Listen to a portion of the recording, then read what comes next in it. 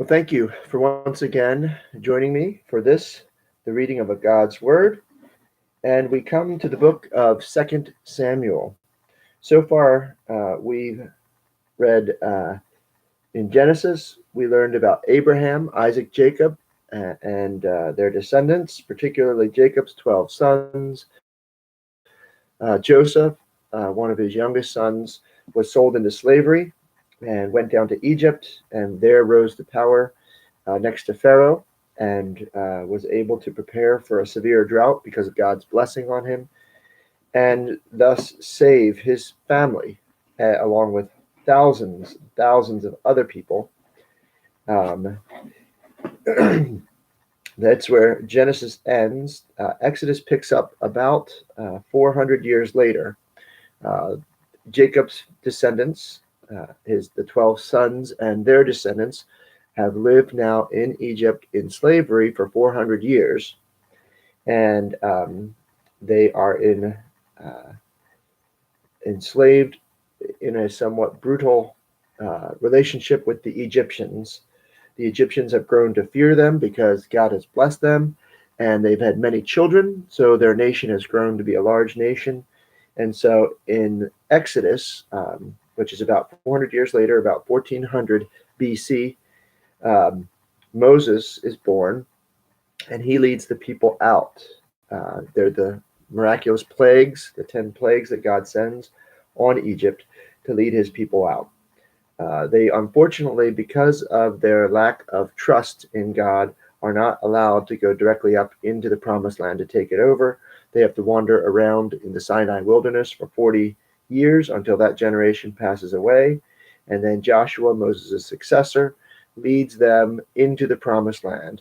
So their wilderness wanderings are recorded in Leviticus, Numbers, and Deuteronomy. Exodus talks about their escape and the plan for the tabernacle. Then we picked up in Joshua, where Joshua led the people into the promised land to take possession of it, to dispossess the people who were living there. We talked about how God had judged the people there and found their extreme sinfulness to warrant complete annihilation. And so when Joshua came into the promised land with the Israelites, that was his mission, to destroy the people of Israel, of the land of Canaan, and and thus replace them with the Israelites, making Canaan into Israel. And Israel was another name for Jacob. He conquered the people of Canaan, but and destroyed and annihilated some of them, but there were some that were left. And so the next book, the book of the Judges, recounts the tales of how those remaining people that they didn't annihilate at God's command led the Israelites into sin. And so there was a cycle of apostasy we saw where the Jews were faithful at first, then the generation passed away. The next generation was unfaithful. God sent an oppressor from one of the peoples that the Israelites had not destroyed, one of the peoples that had led them into sin. In their oppression, the people cried out to the Lord. So God sent what they called a judge. A judge was the ruler of the land. The judge freed the people from the oppression of the others. The Israelites were then free. They rejoiced. They committed themselves and recommitted to worship God, which they did for a while, and then fell back into sin, were oppressed, cried out, and this cycle of apostasy happens again and again and again throughout the entire book of Judges until we come to Ruth. Ruth is sort of a transitional book. It takes place during the ending period of the Judges, where Ruth, a Moabitess, is the daughter-in-law of a Jew, and her husband is Jewish, but he dies and leaves her childless. But she goes with her mother-in-law, Naomi, back to Bethlehem. She commits herself to God and wants to worship him. And so God embraces her, provides for her what they call a kinsman redeemer, somebody to save her difficult period situation. He marries her, and then together they have children. And Ruth's great grandson who we start to hear about in the next book, and we'll really focus on in this book. David is the second king of Israel, and described as a man after God's own heart. The book of 1 Samuel, which comes before 2 Samuel, was a story of King Saul. The Samuel, the prophet, the judge and prophet, anoints Saul to be the first king of Israel. Against his better judgment, the people cry out and say, "We want a king just like everybody else." Samuel says, "No, you don't." They say, "Yes, we do." He says, what do you think is going to happen? They said, "He'll lead us, he'll protect us, he'll serve us." Samuel says, "No, no, no. He'll take from you, he'll ride on your backs, you'll provide for him, and you'll regret this." But the people say, "Give us a king." God says, "Go ahead, give them what they've asked for." So Samuel anoints Saul king. Saul is a Benjaminite, a descendant of Joseph's brother, Benjamin, Jacob's youngest son, Benjamin. And Saul does okay for a little while and then goes downhill. Throughout the end of the book of Samuel, we watch Saul as he messes up time after time and after time. Near the end of the book, Samuel, the prophet, dies. And then at the end of 1 Samuel, Saul dies. And that's where we pick up here in 2 Samuel.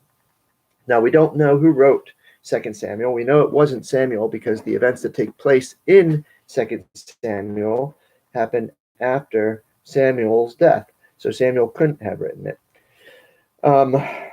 Some of the things to look for: the main character here will become David.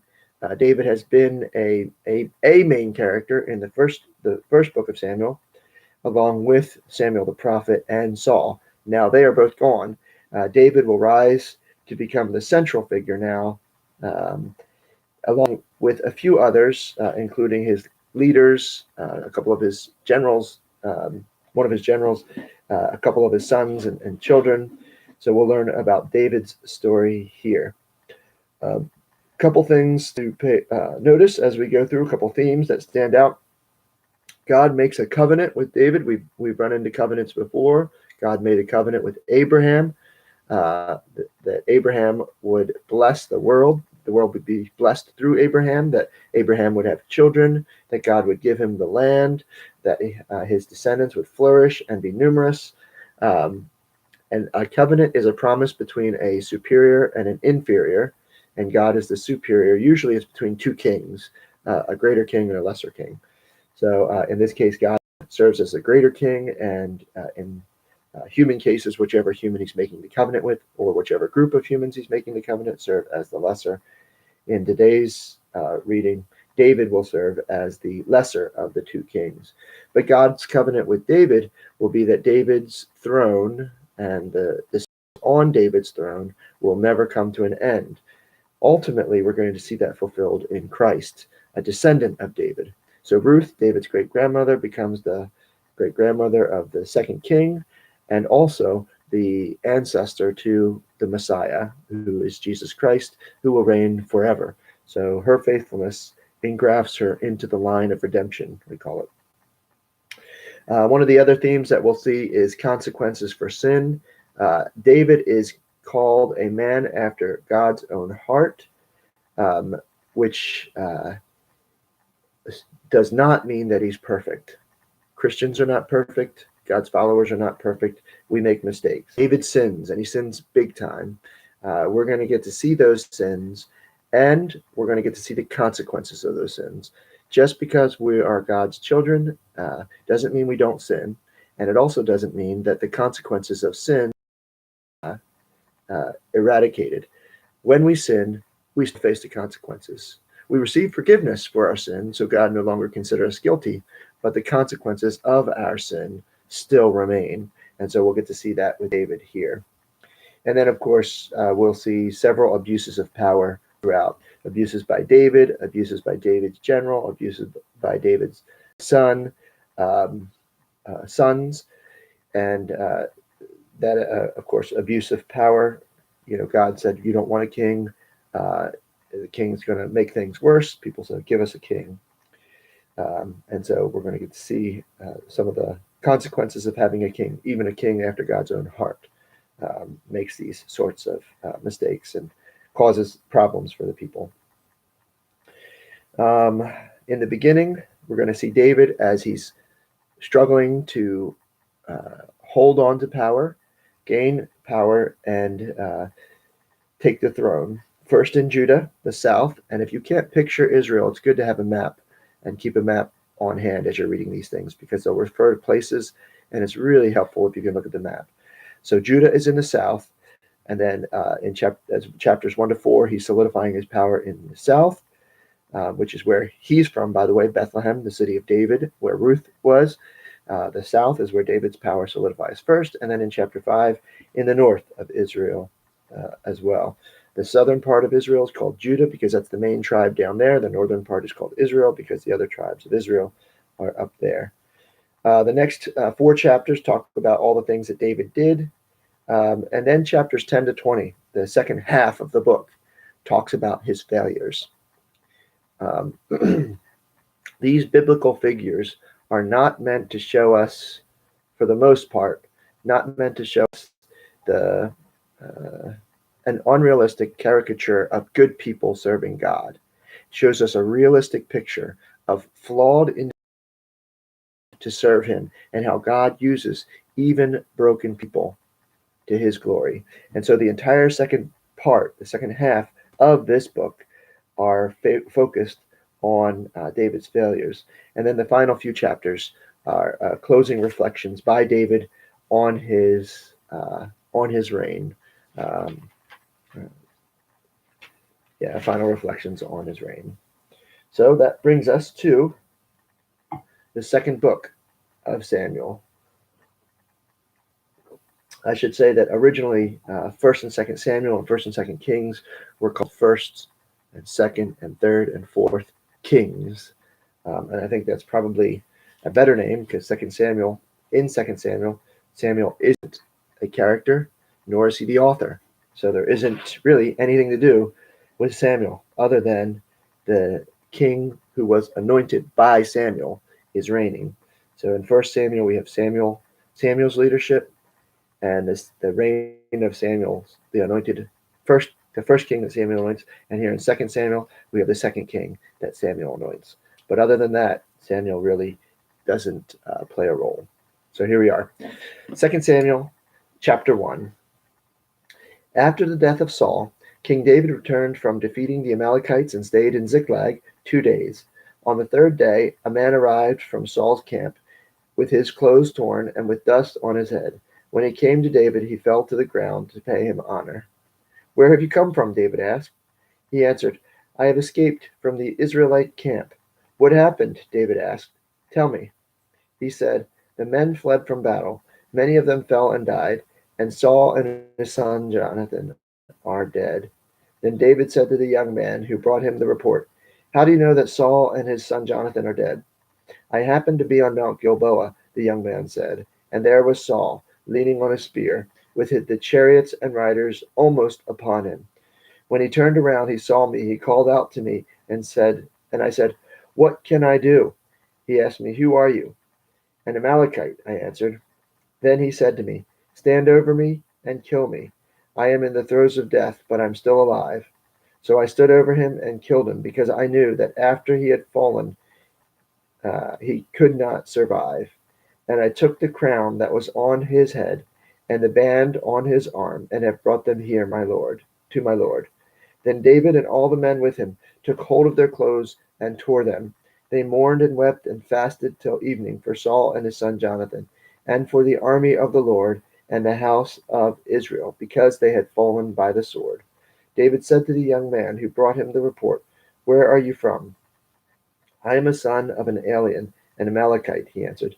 David asked him, 'Why were you not afraid to lift your hand to destroy the Lord's anointed?' Then David called one of his men and said, 'Go strike him down.' So he struck him down, and he died. For David said to him, 'Your blood be on your own head. Your own mouth testified against you when you said, I killed the Lord's anointed.'" David has a very clear view of the anointing of the king. God's anointed. Another word for that is christening, from which we get Christ. The Hebrew word is Messiah, so Mashiach. David sees the anointing of God as something that is sacred and it should not be attacked under any circumstances. He had the opportunity to kill Saul twice and claim the throne for himself, and twice he refrained from doing so because he said that God was in charge of God's anointed one and God would take care of it. And so when this man, thinking he had done something good, declaring to David, look, you can be king. I helped you out. The Amalekite was probably thinking that he would be rewarded for bringing the news and for finishing off the man standing in the way of David from becoming king. But David's view of the kingship and the anointing of the Lord is so clear and so strong that he will not suffer anyone to lift their hand against the anointed, not himself, not this Amalekite, even though Saul was mortally wounded. Keep in mind, too, this is in David's best interest because he's setting the tone for his own reign as well, saying nobody should take the Lord's anointed, should raise their sword against the Lord's anointed. And by the way, he is the next anointed one of the Lord. So up here in verse 17 of chapter 1, David took up this lament concerning Saul and his son Jonathan, and ordered that the men of Judah be taught this lament of the bow, as it is written in the book of Jeshar. And this is a song. I will tell you when the song's over. Your glory, O Lord, lies slain on your heights. How the mighty are fallen. Tell it not in Gath. Proclaim it not in the streets of Ashkelon, lest the daughters of the Philistines be glad, lest the daughters of the uncircumcised rejoice. The Philistines were Israel's enemies, so he's saying, don't tell them. Don't let them rejoice in our defeat, in the king's death. O mountains of Gilboa, may you have neither dew nor rain, nor fields that yield offerings of grain. For there the shield of the mighty was defiled, the shield of Saul, no longer rubbed with oil. From the blood of the slain, from the flesh of the mighty, the bow of Jonathan did not turn back. The sword of Saul did not return unsatisfied. Saul and Jonathan, in life they were loved and gracious, and in death they were not parted. They were swifter they were stronger than lions. O daughters of Israel, weep for Saul, who clothed you in scarlet and finery, who adorned your garments with ornaments of gold. How the mighty have fallen in battle. Jonathan lies slain on your heights. I grieve for you, Jonathan, my brother. You were very dear to me. Your love for me was wonderful, more wonderful than that of women. How the mighty have fallen. The weapons of war have perished. David's love for Jonathan is described here as that of a brother. They were like two brothers who were close and cared deeply for each other. Like men who face battle together, there's a bond of brotherhood. So too here. I should point out that some people try to force David and Jonathan's relationship into something more, something, I shouldn't say more, something less, actually, something profane, one of an intimate sort of romantic nature. But David's words here are very clear. He's like a brother. I grieve for you, Jonathan, my brother, and you aren't intimate with your brother. And so David's love for Jonathan is brother-like. End of chapter 1. End of the song. Chapter 2. In the course of time, David inquired of the Lord, shall I go up to one of the towns of Judah, he asked. The Lord said, go up. David asked, where shall I go? To Hebron, the Lord said. So David went up there with his two wives, Ahinoam of Jezreel and Abigail, the widow of Nabal of Carmel. David also took the men who were with him, each with his family, and they settled in Hebron in the towns. Then the men of Judah came to Hebron, and there they anointed David king over the house of Judah. He was already anointed by Samuel the prophet. Their anointing is reflecting their acceptance of him as king. When David was told that it was the men of Jabesh Gilead who had buried Saul, he sent messengers to the men of Jabesh Gilead to say to them, "The Lord bless you for showing this kindness to Saul your master by burying him. May the Lord now show you kindness and faithfulness, and I too will show you the same favor because you have done this. Now then, be strong and brave, for Saul your master is dead, and the house of Judah has anointed me over them." Meanwhile, Abner, son of Ner, the commander of Saul's army, had taken Ishbosheth, son of Saul, and brought him over to Mahanaim. He made him king over Gilead, Ashuri, and Jezreel, and over Ephraim, Benjamin, and all Israel. So what we see here is now Judah in the south has anointed David as king, and Abner in the north has anointed. His name just popped out of my head.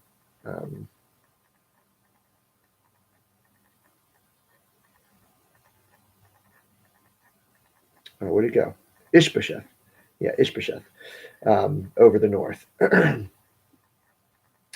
So Ishbosheth, verse 10 here, son of Saul, was 40 years old when he became king over Israel, and he reigned 2 years. The house of Judah, however, followed David. The length of time David was king in Hebron over the house of Judah was 7 years and 6 months.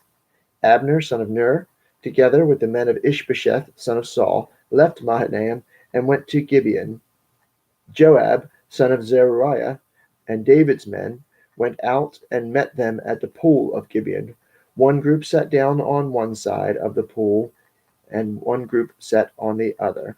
Then Abner said to Joab, "Let's have some of the young men get up and fight hand to hand in front of us." "All right, let them do it," Joab said. So they stood up and were counted off, 12 men for Benjamin and Ishbosheth, son of Saul, and 12 for David. Then each man grabbed his opponent by the hand and thrust his dagger into his opponent's side, and they fell down together. So that place in Gibeon was called Helkath Hazarim. Helkath Hazarim means field of daggers or field of hostilities. We just think, they describe that as very quick, but it was probably a little bit more of a struggle. It says, the battle that day was very fierce, and Abner and the men of Israel were defeated by David's men. So after that fight was over, they went to battle as a whole group. The 3 sons of Zeruiah were Joab, Abishai, and Asahel. Now Asahel was as fleet-footed as a wild gazelle. He chased Abner, turning neither to the right nor the left as he pursued him. Abner looked behind him and asked, "Is that you, Asahel?" "It is," he answered. Then Abner said to him, "Turn aside to the right or to the left. Take on one of the young men and strip him of weapons." But Asahel would not stop chasing him. Again Abner warned, "Asahel, stop chasing me. Why should I strike you down? How could I look your brother Joab in the face?" But Asahel refused to give up pursuit. So Abner thrust the butt of his spear into Asahel's stomach, and the spear came through his back. He fell there and died on the spot, and every man stopped when he came to the place where Asahel had fallen and died. But Joab and Abishai pursued Abner, and as the sun was setting, they came to the hill of Ammah near Giah, on the way to the wasteland of Gibeon. Then the men of Benjamin rallied behind Abner. They formed themselves into a group and took their stand on top of a hill. Just a word here about that event there. Abner was clearly a stronger fighter than Asahel, but Asahel was a quicker runner. And so Abner said, and Abner knew Asahel's brother and knew that he would incur his wrath if he did this, and he didn't want that. So he tried to dissuade Asahel and said, "Look, you're not as strong as I am. Stop chasing me." Asahel wouldn't listen, and ultimately he had to kill Asahel. It will come back. We'll hear about this later. This will return, and this will.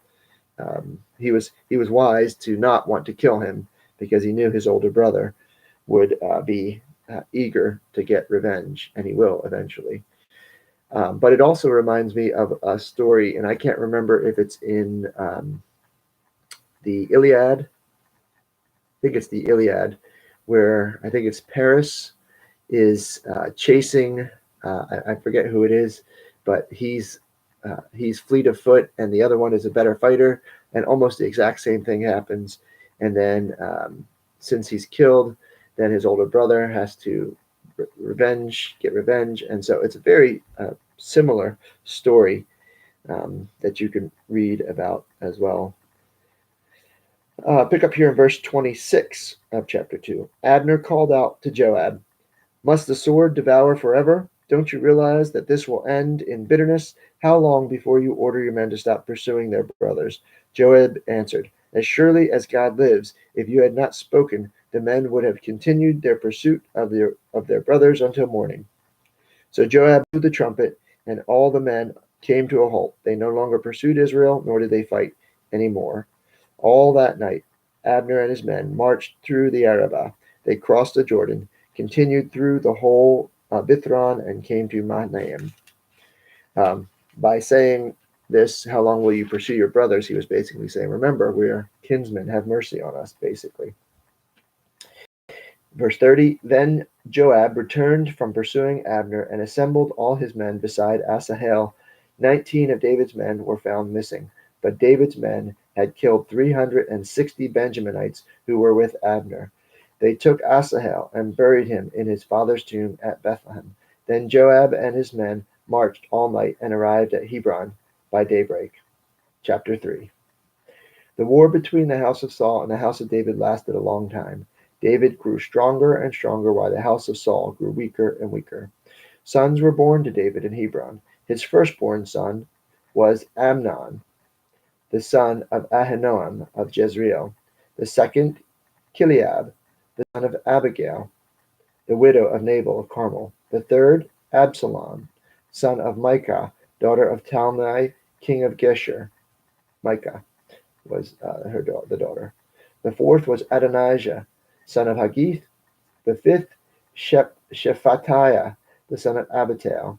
The sixth, Ithraam, the son of David's wife, Eglah. These were born to David in Hebron. Remember, kings have harems, so at this time, that's not unusual, though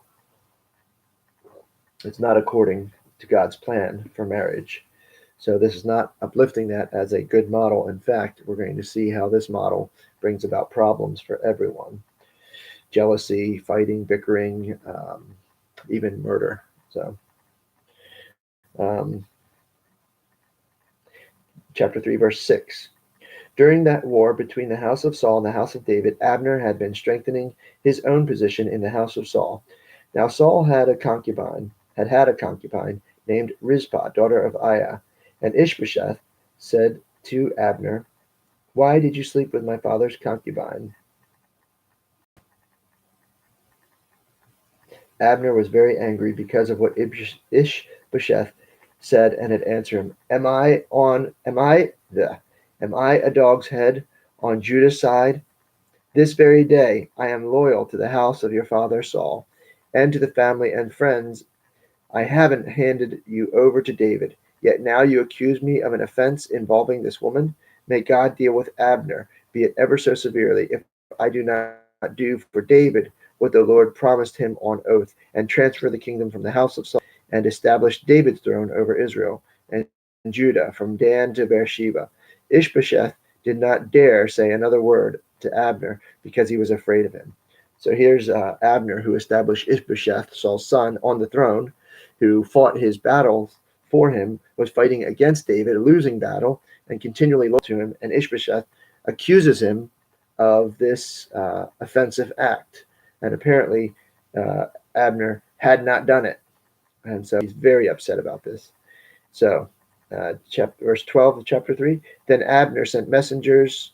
But again, Ishbosheth is afraid of Abner because Abner is the general of the army. The men are loyal to Abner. So it's sort of like a president who has the loyalty of the citizenry, that the people who voted him into office, versus a general who has the loyal of the military arms. You have a military coup. The army has all the weapons. So here we have sort of that situation. So then Abner sent messengers on his behalf to say to David, "Whose land is it? Make an agreement with me, and I will help you bring all Israel over to you." "Good," said David, "I will make an agreement with you, but I demand one thing of you. Do not come into my presence unless you bring Michal, daughter of Saul, when you come to see me." Then David sent messengers to Ishbosheth, son of Saul, demanding, "Give me my wife Michal, whom I betrothed to myself, for the price of 100 Philistine foreskins." So Ishbosheth, and we remember that story from 1 Samuel. I think he ended up actually giving him 200, but the 100 was the price. So Ishbosheth gave orders and had her taken away from her husband Paltiel, son of Laish. Her husband, however, went with her, weeping behind her all the way to Bahurim. Then Abner said to him, "Go back home." So he went back home. Abner conferred with the elders of Israel and said, "For some time you have wanted to make David your king. Now do it. For the Lord promised David, 'By my servant David I will rescue my people Israel from the hand of the Philistines and from the hand of their enemies.'" Abner also spoke to the Benjaminites in person. Then he went down to Hebron to tell David everything that Israel and the whole house of Benjamin wanted to do. When Abner, who had 20 men with him, came to David at Hebron, David prepared a feast for him and his men. Then Abner said to David, "Let me go at once and assemble all Israel for my lord the king, so that they may make a compact with you, and that you may rule over all that their hearts desires." So David sent Abner away, and he went in peace. So we can see that David has brokered a peace deal here, that the general of the northern tribes and the armies of the north says, "I'm not going to fight you anymore, and neither will the army of the north. And I will go and I will speak, and I will be your delegate, and this will be over, and the kingdom will be united." Unfortunately, verse 22 here in chapter 3 picks up. Just then David's men and Joab returned from a raid and brought with them a great deal of plunder. But Abner was no longer with David in Hebron, because David had sent him away, and he had gone in peace. When Joab and all the soldiers with him arrived, he was told that Abner, son of Ner, had come to the king, and that the king had sent him away, and that he had gone in peace. So Joab went to the king and said, "What have you done? Look, Abner came to you. Why did you let him go? Now he is gone. You know Abner, son of Ner. He came to deceive you and observe everything you are doing." Remember now, Joab, Asahel's older brother, and so he's very upset and doesn't want this Abner to go, but he wants to get vengeance. And he suspects Abner, who is a sly military leader, of duplicity. And so he wants to exact revenge and conquer the general of the north, where David is trusting him. Joab is not. So Joab then left David and sent messengers after Abner, and they brought him back from the well of Sirah. But David did not know it. Now when Abner returned to Hebron, Joab took him aside into the gateway, as though to speak to him privately. And there, to avenge the blood of his brother Asahel, Joab stabbed him in the stomach, and he died. Later, when David heard about this, he said, "I and my kingdom are forever innocent before the Lord concerning the blood of Abner, son of Ner. May his blood fall upon the head of Joab and all of his father's house.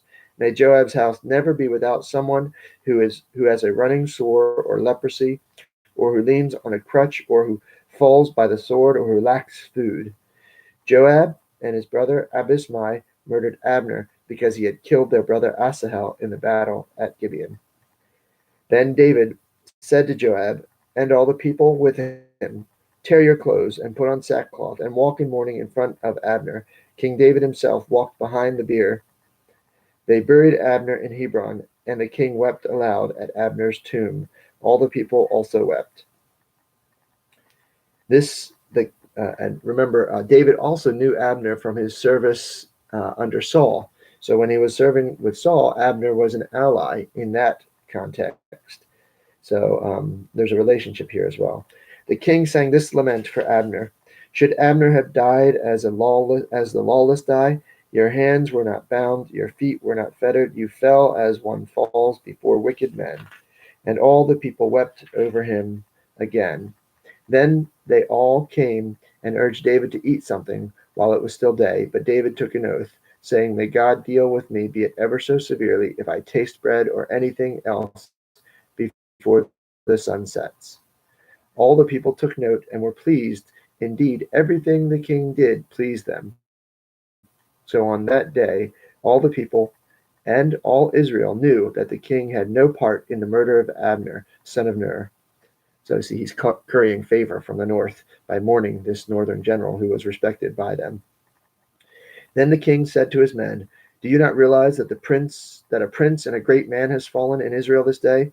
And today, though I am the anointed king, I am weak, and the sons of Zeruiah are too strong for me. May the Lord repay the evil doer according to his evil deeds. So he was counting on Abner to help overcome some of his strongest opponents in the north, either through military might or through diplomatic means that he had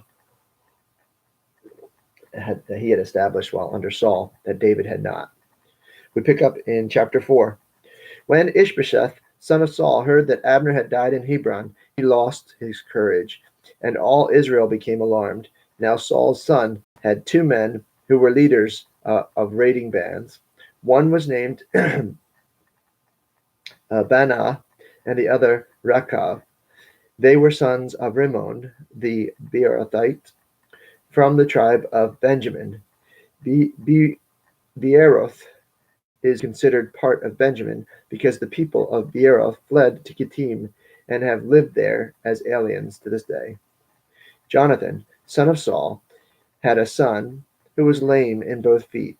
He was 5 years old when the news about Saul and Jonathan came from Jezreel. His nurse picked him up and fled, but as she hurried to leave, he fell and became crippled. His name was Mephibosheth. Now, Rechab and Baanah, the sons of Rimmon the Beerothite, set out for the house of Ishbosheth, and they arrived there in the heat of the day while he was taking his noonday rest. They went into the inner part of the house as if to get some wheat, and they stabbed him in the stomach. Then Rechab and his brother Baanah slipped away. They had gone into the house while he was lying on the bed in his bedroom. After they stabbed and killed him, they cut off his head, taking it with them as they traveled all night by way of the Arabah. They brought the head of Ishbosheth to David at Hebron and said to the king, Here is the head of Ishbosheth, son of Saul, your enemy, who tried to take your life. This day the Lord has avenged my lord the king against Saul and his offspring. David answered Rechab and his brother Baanah, the sons of Rimmon the Beerothite, As surely as the Lord lives, who has delivered me out of all the trouble, when a man told me Saul is dead and thought he was bringing me good news, I seized him and put him to death in Ziklag. Then that was the reward I gave him for his news. How much more when wicked men have killed an innocent man in his own house and on his own bed? Should I not now demand blood from your own hand and rid the earth of you? So David gave an order to his men, and they killed them. They cut off their hands and feet and hung the bodies by the pool of Hebron. But they took the head of Ishbosheth and buried it in Abner's tomb at Hebron. Remember, David has the long view. That's the end of chapter 4. He's looking over.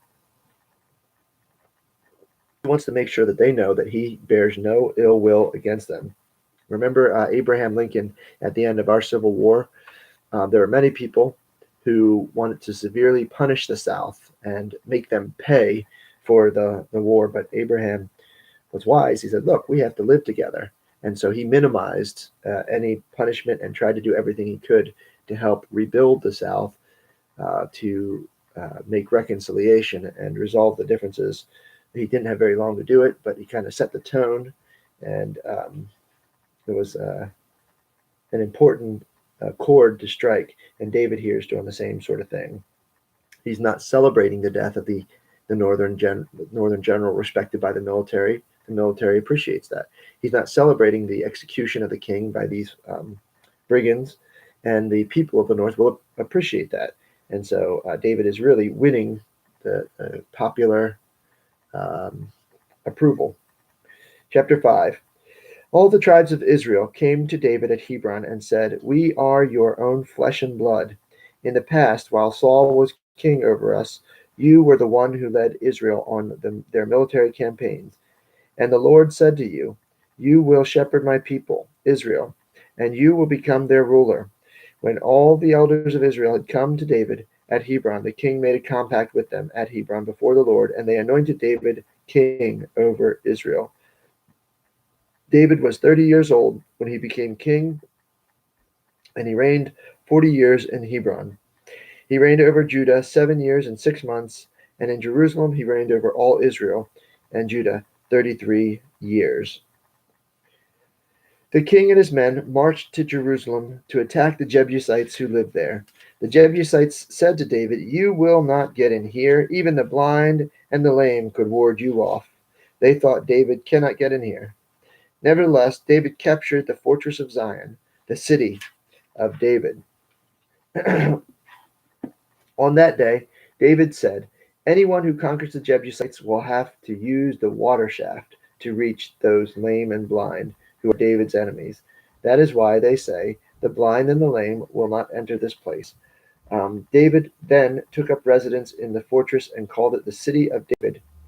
He built up the area around it, but the supporting terraces from the supporting terraces inward, and he became more and more powerful because the Lord Almighty was with him. Um, when you go to Israel today, you can actually go and find the water shaft that David is talking about. It's a cave where the water of Gihon is reached from the spring.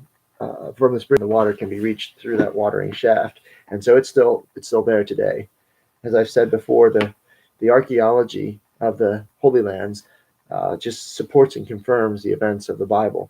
And so we can find the water shaft that David's men climbed. Today it's called Warren's Shaft, after the archaeologist that discovered it and documented it.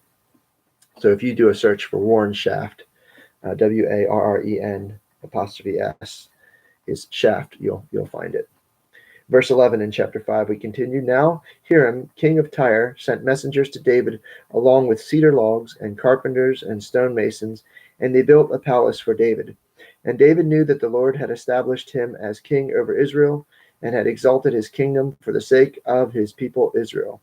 After he left Hebron, David took more concubines and wives in Jerusalem, and more sons and daughters were born to him. These are the names of the children born to him there: Shammua, Shobab, Nathan, Solomon, Ibhar, Elishua, Nepheg, Japhia, Elishama, Eliada, Eliphelet. When the Philistines heard that David had been anointed king over Israel, they went up in full force to search for him. But David heard about it and went down to the stronghold. Now the Philistines had come and spread out in the valley of Rephaim. So David inquired of the Lord, "And attack the Philistines? Will you hand them over to me?" The Lord answered him, "Go, for I will surely hand the Philistines over to you." So David went. When I say David inquired of the Lord, he used the ephod, the tools that were used in the tabernacle, the Urim and the Thummim, to divine God's will. And so he's using these things, trusting that God is speaking through them because God has done so in the past. And that's how God worked in those days. So David went to Baal Perazim, and there he defeated them. He said, "As waters break out, the Lord has broken out against my enemies before me," so that the place was called Baal Perazim. The Philistines abandoned their idols there, and David and his men carried them off. Once more the Philistines came up and spread out in the valley of Rephaim. So David inquired of the Lord and the Lord answered, "Do not go straight up, but circle around behind them and attack in front of the balsam trees. As soon as you hear the sound of marching on the tops of the trees, move quickly, because that will mean the Lord has gone out in front of you to strike the Philistine army." So David did as the Lord commanded, and he struck down the Philistines all the way from Gibeon to Gezer. Those are two places that we have today that we can identify. It's interesting that God's response to David is a strategy, a military strategy. Chapter 6. David again brought together out of Israel chosen men, 30,000 in all, and he and all his men set out from Baalah of Judah to bring up from there the ark of God, which is called by the name of the Lord Almighty, who is enthroned between the cherubim that are on the ark. They set the ark of God on a new cart and brought it from the house of Abinadab, which was on the hill. Uzzah and Ahio, sons of Abinadab, were guiding the new cart with the ark of God on it, and Ahio was walking in front of it. David and the whole house of Israel were celebrating with all their might before the Lord, with songs and with harps and lyres and tambourines, sistrums and cymbals. Now, before I read on here in chapter 6, I want to remind you that when Moses in Leviticus created the ark according to God's standards, God gave very clear instructions on how the ark and the implements of the tabernacle were to be handled, that only the Levites, not any human, just the Levites were to be carrying them. Here, David has placed the ark on a wagon, on a cart. So this is not God's prescribed method. God has given very clear instructions on how to handle the ark, and David has disregarded those instructions. And so what we're about to see are consequences of a disregard for God's commands. Today, people will say, I can worship God however I want to worship him. I don't need to go to church. I don't need to gather with other believers. I can worship God by whatever name I want to worship him. If I want to call him Allah, that's fine. God has to accept my worship because it's sincere, because it's what I feel is right. I'll worship God one of the Hindu names or the Buddhist names or one of the ancient Greek names or whatever. But God has very clear instructions on how he will be worshipped and how he will not be worshipped, what he will tolerate and accept as worship and what he will not tolerate. So if we don't worship God in the ways that he prescribes, we don't receive his blessings. He doesn't accept that as worship. In fact, he takes that to be insult, affront. It's a slap in his face. And so here, David, who is dancing with all his might before the Lord, who is celebrating with he and all his men, with all their might, it's saying, with passion and conviction and sincerity. But he's not doing it the way that God said to do it. So watch what happens. Verse 6. When they came to the threshing floor of Nacon, Uzzah reached out and took hold of the ark of God, because the oxen had stumbled. And the Lord's anger burned against Uzzah because of his irreverent act. Therefore God struck him down, and he died there beside the ark of God. Then David was angry because the Lord's wrath had broken out against Uzzah, and to this day that place is called Perez Uzzah, breaking out against Uzzah. David was afraid of the Lord. Remember, there was a Perez who was named Breakout, and Perez means breakout. We read about him and his name earlier. Here's Perez Uzzah, that place. David was afraid of the Lord that day and said, how can the ark of the Lord ever come to me? So he was not willing to take the ark of the Lord to be with him in the city of David. Instead, he took it aside to the house of Obed-Edom the Gittite. The ark of the Lord remained in the house of Obed-Edom the Gittite for 3 months, and the Lord blessed him and his entire household. Now King David was told, the Lord has blessed the house of Obed-Edom and everything he has because of the ark of the Lord. So David went down and brought up the ark of God from the house of Obed-Edom to the city of David with rejoicing. Now listen to this. When those who were carrying the ark of Edom had taken 6 steps, he sacrificed a bull and a fattened calf. David was wearing a linen ephod, danced before the Lord with all his might, while he and the entire house of Israel brought up the ark of the Lord with shouts and songs of triumph. And I'm sure those people who are carrying it are Levites at this point. As the ark of the Lord was entering the city of David, Michal, daughter of Saul, watched from a window, and she saw King David leaping and dancing before the Lord, and she despised him in her heart. They brought the ark of the Lord and set it in its place inside the tent that David had pitched for it. And David sacrificed burnt offerings and fellowship offerings before the Lord. And after he had finished sacrificing the burnt offerings and fellowship offerings, he blessed the people in the name of the Lord Almighty. Then he gave a loaf of bread, a cake of dates and a cake of raisins to each person in the whole crowd of Israel, both men and women. And all the people went to their homes. When David returned home to bless his household, Michal, daughter of Saul, came out to meet him and said, "Oh my, how the king of Israel has distinguished himself today, disrobing in the sight of all the slave girls of his servants, and as any vulgar fellow would." David said, and the reason she's saying this is because the ephod that he wore apparently was not maybe super concealing, maybe a little revealing, and his dancing maybe contributed to that. But she basically thought that he was doing this sort of to get attention rather than doing this out of passion for God. So she's looking and questioning his motives. David said to Michal, "It was before the Lord who chose me rather than your father or anyone from his house when he appointed me ruler over the Lord's people, Israel. I will celebrate before the Lord. I will become even more undignified than this, and I will be humiliated in my own eyes. But by these slave girls you spoke of, I will be held in honor." And Michal, daughter of Saul, had no children from the day, no children to the day of her death. I wonder if part of that is because maybe David didn't spend time with her, or it could be a combination of that, or it could be just purely that God had cursed her womb because of it. In any case, David here is claiming pure motives. He's saying that the people will honor him because he loves God.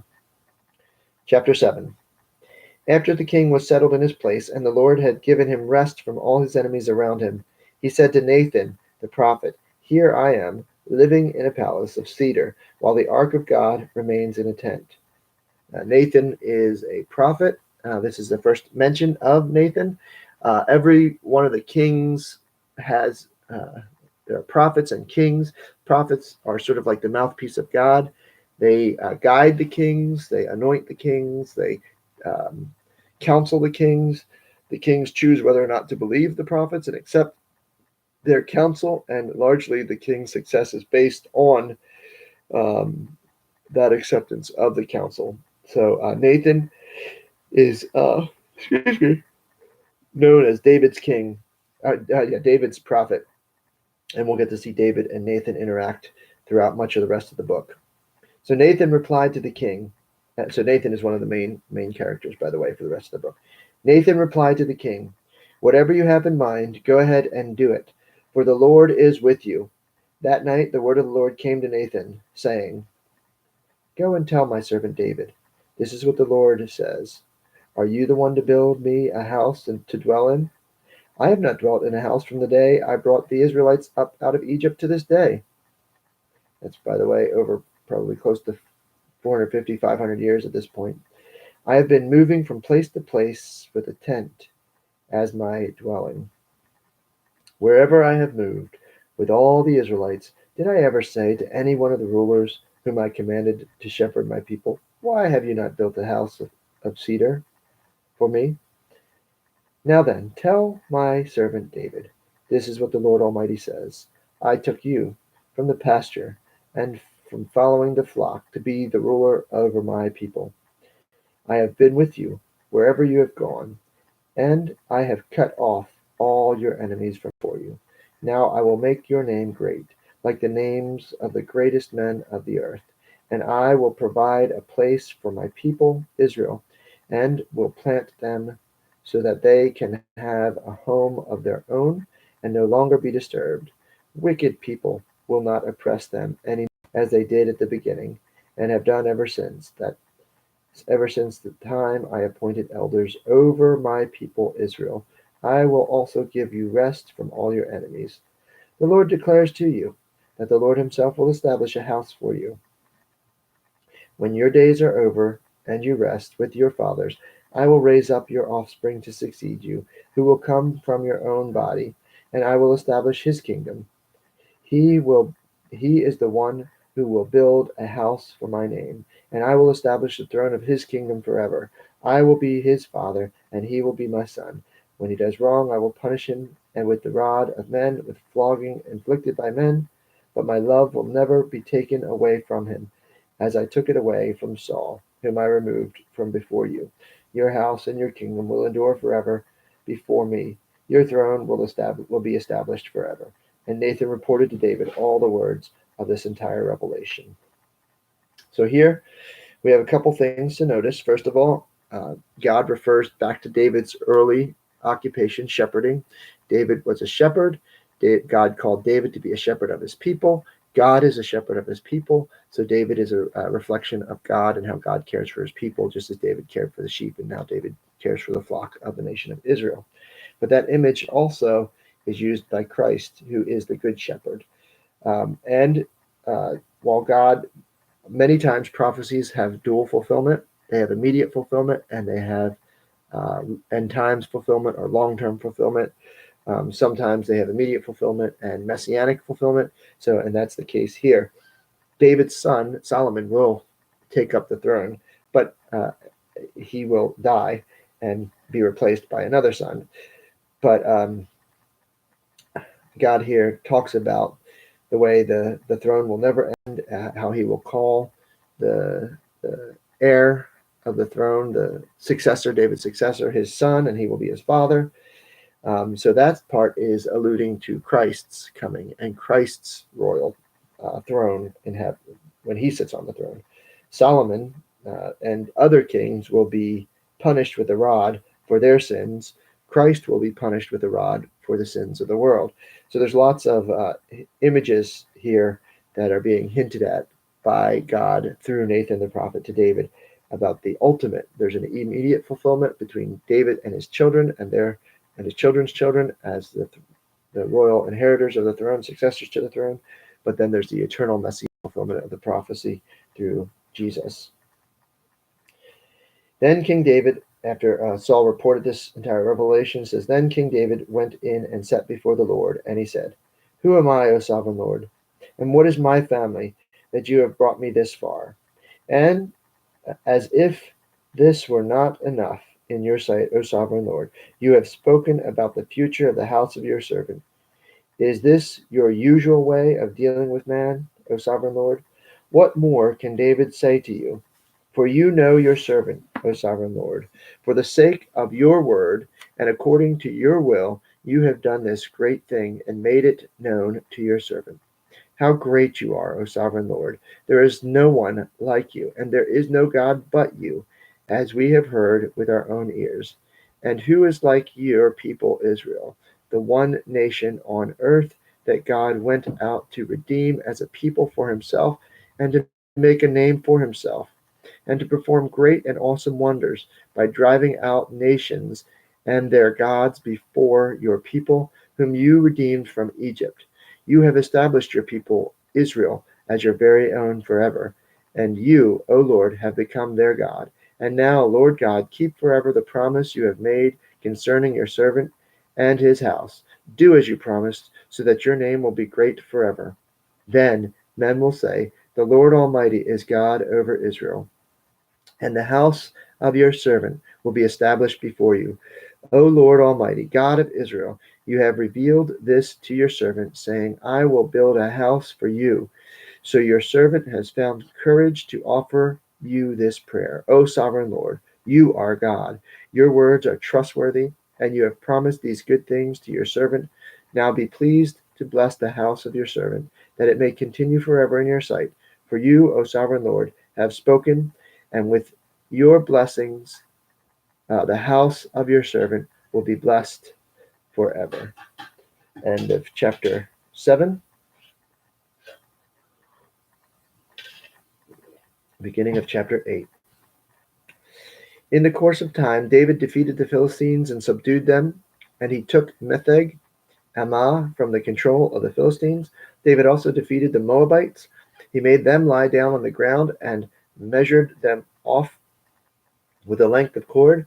Every 2 lengths of them were put to death, and the third length was allowed to live. So the Moabites became subject to David and brought tribute. Moreover, David fought Hadadezar,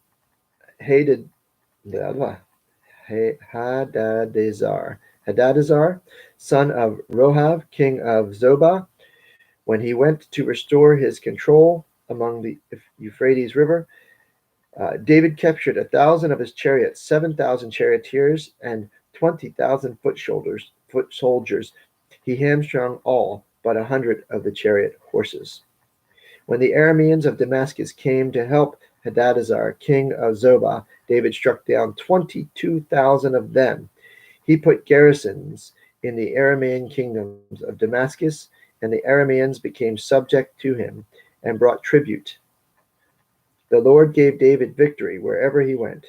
David took the gold shields that belonged to the officers of Hadadezer and brought them to Jerusalem from Tebah and Berothai, towns that belonged to Hadadezer. King David took a great quantity of bronze. Then Tou, king of Hamath, heard that David had defeated the entire army of Hadadezer.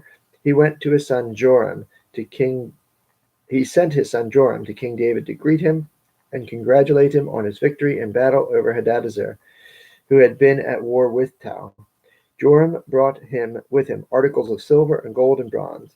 King David dedicated these articles to the Lord, as he had done with the silver and gold from all the nations he had subdued, Edom and Moab, the Ammonites and the Philistines and Amalek.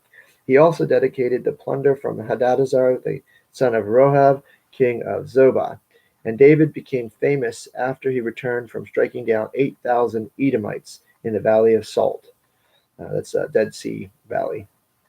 He put garrisons through Edom, and all the Edomites became subject to David. The Lord gave David victory everywhere he went. David reigned over Israel, doing what was just for all the people. Joab, son of Zeruiah, was over the army. Jehoshaphat, son of Ahilud, was recorder. Zadok, son of Ahitub, and Ahimelech, son of Abiathar, were priests. Sariah was secretary.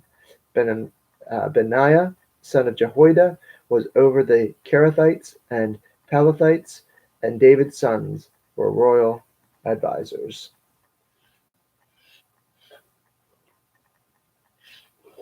Chapter 9.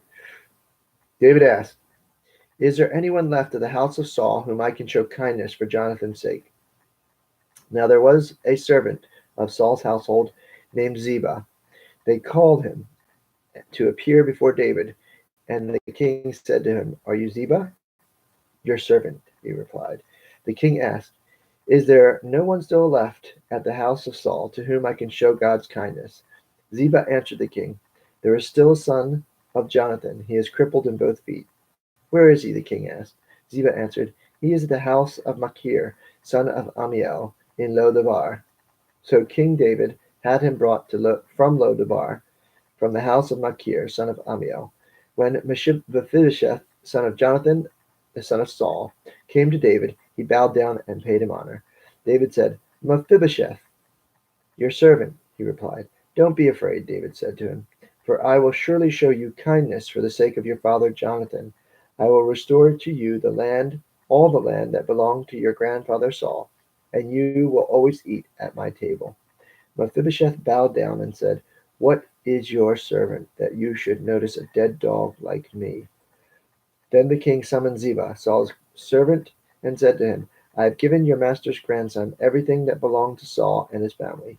You and your sons and your servants are to farm the land for him and bring in the crops, so that your master's grandson may be provided for. And Mephibosheth, grandson of your master, will always eat at my table."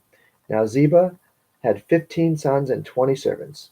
Then Ziba said to the king, "Your servant will do whatever the Lord the king commands his servant to do." So Mephibosheth ate at David's table like one of the king's sons. Mephibosheth had a young son named Micah, and all the members of Ziba's household were servants of Mephibosheth. And Mephibosheth lived in Jerusalem because he always ate at the king's table, and he was crippled in both feet. Remember, David is fulfilling a promise that he had made to Jonathan, that he would take care of his descendants and show them his love.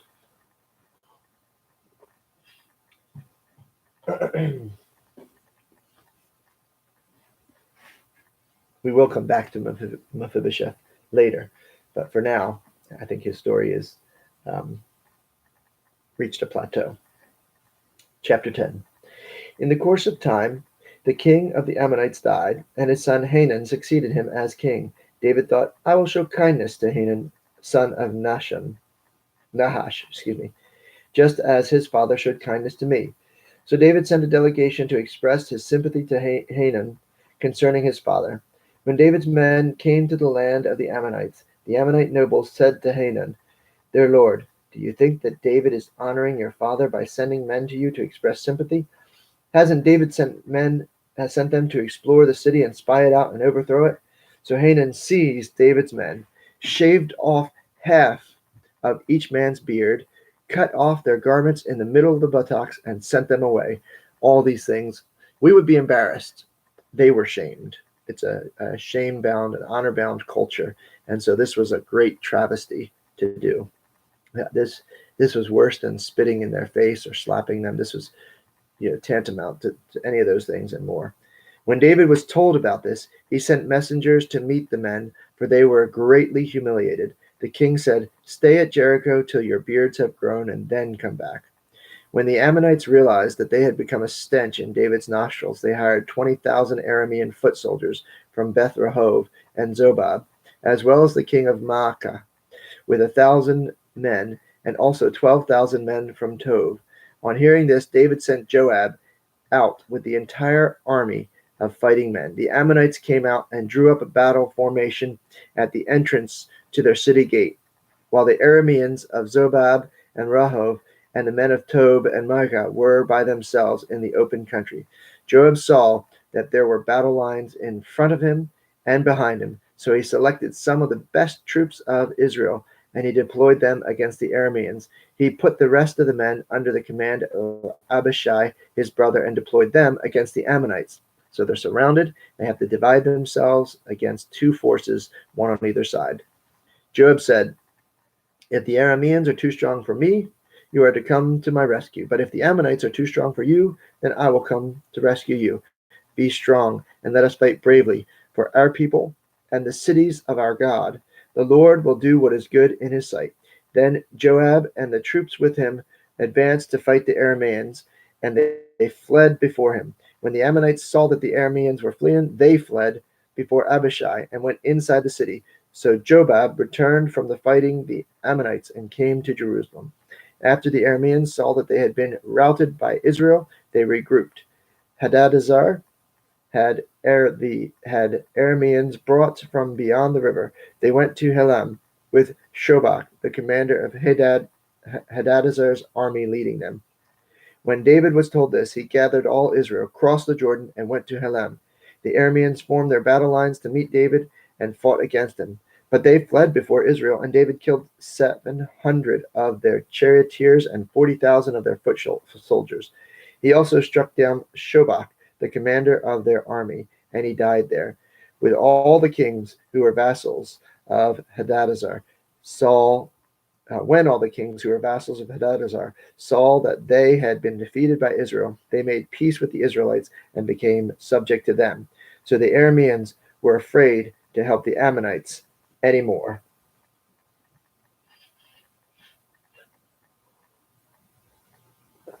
Chapter 11. So this is the beginning of the second half of 2 Samuel. So we're going to begin to see David's big mistakes. Chapter 11. In the spring, at the time when the kings go off to war, David sent Joab out with the king's men and the whole Israelite army. Notice it said when the kings go out to war, David didn't. He sent out Joab. So mistake number one. Joab destroyed the Ammonites and besieged Rabbah, but David remained in Jerusalem. One evening, David got up from his bed and walked around on the roof of his palace. From the roof, he saw a woman bathing. The woman was very beautiful, and David sent someone to find out about her. The man said, isn't this Bathsheba, daughter of Eliam, the wife of Uriah the Hittite? That's one of David's excellent fighting men, one of his top fighting men. We'll hear more about him. He'll be mentioned later near the end of 2 Samuel. Some people believe that Bathsheba was intentionally tempting David by bathing publicly. When I was doing mission work in India, one of the interesting things I saw as we were driving over a bridge over a river in India, we looked down and we saw a crowd of people, maybe 20 people, and they were kneeling, they were crouching by the river. In the middle of the river, it was shallow. There was rocks and places where they could stand. And I noticed, and I asked and clarified to make sure what the people were doing. And many of them were women. And he said, they're bathing. Well, they were fully dressed. They had all their clothes on. They had their sari on. And so they were washing, the parts that they could see. They were washing up underneath their dresses. They were washing their arms. They were bathing. So, when we take a bath, we go into a closed room. We take off all of our clothes. We jump in a tub and we bathe. But I don't believe that that's what's happening here. I don't know that Bathsheba is, lounging about publicly nude. I don't think that's what's happening. I think she's probably fully dressed and cleaning, and David sees her. So at this point, at least so far, I want to argue that Bathsheba is not guilty of intentionally provoking David to lust or attempting to. And notice the man reports that it's Bathsheba and points out that she's married. She's a married woman, and not only that, she's married to one of David's top soldiers. Then David sent messengers to her. David didn't heed that warning. She came to him, and he slept with her. You could argue here that probably here's where Bathsheba made her mistake. She should have resisted. We don't know if she did or how much she dissuaded David, but it seems that by the text here that she could have done more. She had purified herself from her uncleanness. Then she went back home. The woman conceived and sent word to David, saying, I am pregnant. So David sent this word to Joab, send me Uriah the Hittite. And Joab sent him to David. When Uriah came to David, he asked him how Joab was, how the soldiers were, and how the war was going. Then David said to Uriah, go down to your house and wash your feet. So Uriah left the palace, and a gift from the king was sent after him. But Uriah slept at the entrance of the palace with all his master's servants and did not go down to his house. So David says, go home, spend some time with your wife. He's trying to cover up his sin, because if Uriah sleeps with his wife, then everybody will assume that the child belongs to Uriah. And when the birth comes a little early, they'll just say it was an early birth. But Uriah will not go down to his wife, because when the Israelites are at war, it's considered jihad. Now, today we use that term in a very negative way, but jihad simply means holy war. And so this is a holy war for them.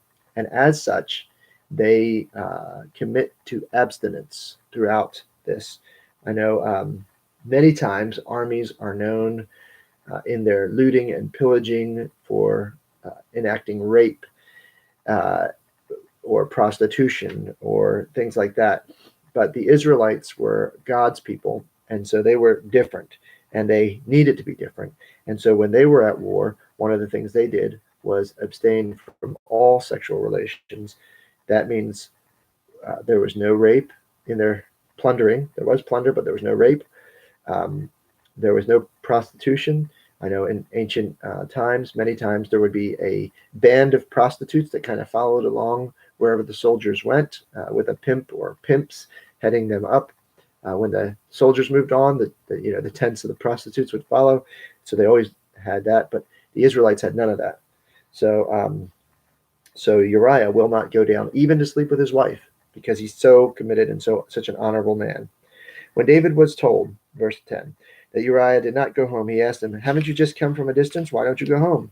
Uriah said to David, the ark and Israel and Judah are staying in tents, and my master Joab and my Lord's men are camped in the open fields. How could I go into my house and eat and drink and lie with my wife? As surely as you live, I will not do such a thing. And here David is contrasted with Uriah. David didn't go out with his men. Uriah's out there. David's staying home. David's enjoying all the pleasures of life. He's sleeping with his wife. He's sleeping with other people's wives. He's eating. He's drinking. He's feasting. And it's just a sharp contrast with Uriah, who's so committed. Even when given the opportunity, he says, "How can I do this? God's men are out there. I need to be out there. If I can't be out there, I'll be as close to out there as I can. I will not allow myself to indulge in the pleasures that the other men aren't allowed to." So David's character in this context is really showing that he's failing in many ways. Then David said to him, "Stay here one more day, and tomorrow I will send you back." So Uriah remained in Jerusalem that day and the next. At David's invitation, he ate and drank with him, and David made him drunk. So you can't really refuse the king if he's toasting you. So David did this and got him drunk. But in the evening, Uriah went out to sleep on his mat among his master's servants and did not go home. In the morning, David wrote a letter to Joab and sent it with Uriah. In the letter, he wrote, "Put Uriah in the front line where the fighting is fiercest. Then withdraw from him so that he will be struck and die." So while Joab you can see this. So he's still trying to cover up his sin. So while Joab had the city under siege, he put Uriah at the place where he knew the strongest defenders were. When the men of the city came out and fought against Joab, some of the men in David's army fell. Moreover, Uriah the Hittite died. Joab sent David a full account of the battle. He instructed the messenger, "When you have finished giving the king this account of the battle, the king's anger may flare up, and he may ask you, 'Why did you get so close to the city to fight? Didn't you know that they would shoot arrows from the wall? Who killed Abimelech, son of Jerub-Besheth? Didn't a woman throw an upper millstone on him from the wall?'" And that's referring back to the period of the Judges that we read about earlier. Judges? I can't remember. Maybe it's 1 Samuel. Anyway, it's referring back to. See, even already my memory is starting to get a little bit foggy here. That's why one of the reading through this so quickly is important, because I want it to be fresh as I go through it all. Why did you? You know what? I can find out here. Didn't a woman throw a millstone from the wall?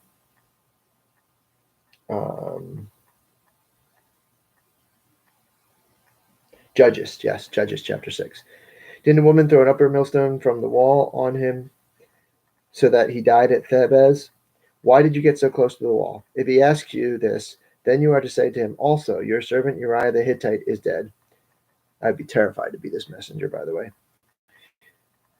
since I didn't know what was going on. The messenger set out, and when he arrived, he told David everything Joab had sent him to say. The messenger said to David, "The men overpowered us and came out against us in the open, but we drove them back to the entrance to the city gate. When the archers shot arrows at your servants from the wall, some of the king's men died. Moreover, your servant Uriah the Hittite is dead."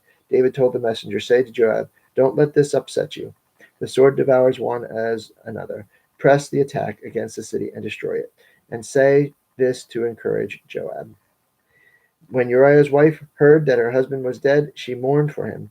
After the time of mourning was over, David had her brought to his house, and she became his wife and bore him a son.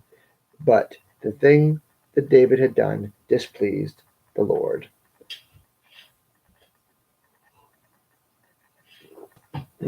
Chapter 12. The Lord sent Nathan to David.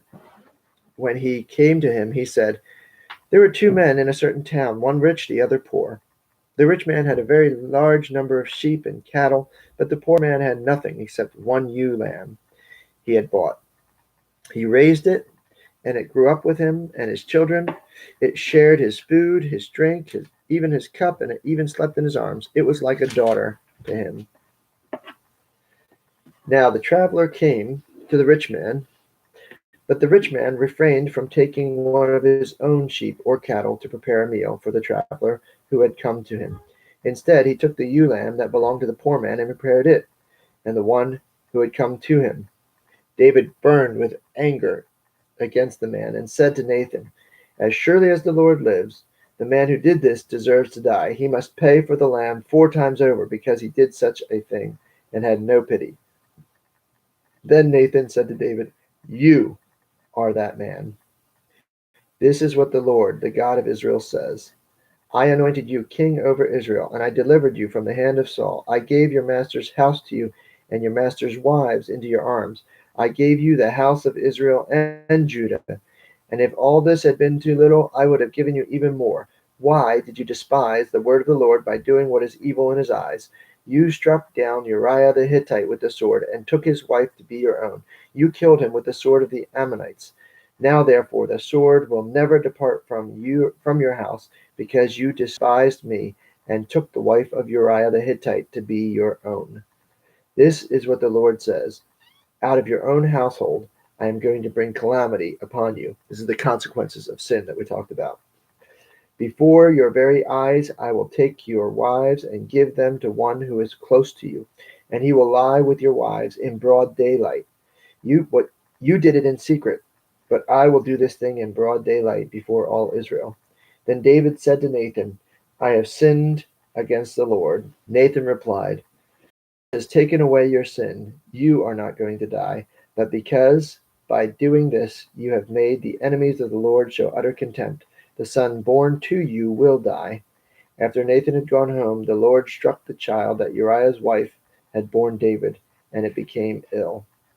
David pleaded with God for the child. He fasted and went into his house and spent nights lying on the ground. The elders of the household stood beside him to get him up from the ground, but he refused, and he would not eat any food with them. On the 7th day, the child died. David's servants were afraid to tell him that the child was dead, for they thought, "While the child was still alive, we spoke to David, but he would not listen to us. How can we tell him that the child is dead? He may do something desperate." David noticed that his servants were whispering among themselves, and he realized that the child was dead. "Is the child dead?" he asked. "Yes," they replied, "he is dead." Then David got up from the ground. After he had washed, put on lotion, and changed his clothes, he went into the house of the Lord and worshipped. Then he went to his own house, and at his request they reserved him food, and he ate. His servants asked him, "Why are you acting in this way? While the child was alive, you fasted and wept, but now that he is dead, you get up and eat?" So in their minds, the fasting and the weeping is grieving and mourning. So if it was fasting and weeping before he died, it should have gotten worse after he died. But that wasn't David's design. Verse 22, he answered, "While the child was still alive, I fasted and wept. I thought, who knows? The Lord may be gracious to me and let the child live. But now that he is dead, why should I fast? Can I bring him back again? I will go to him, but he will not return to me." That, by the way, is one of the verses I use to comfort people who have lost children, be they stillborn or miscarriages or infant deaths or young children. David here is consistently portrayed as a man after God's own heart. Um, Despite his sinfulness, he repents and comes back to God. And so it is assumed throughout scriptures and by all people who study it that David goes to be with God in heaven. That when David dies, he goes to heaven. At this point, he says, "Can I bring this child back to me again? I won't, but rather I will go to be with him."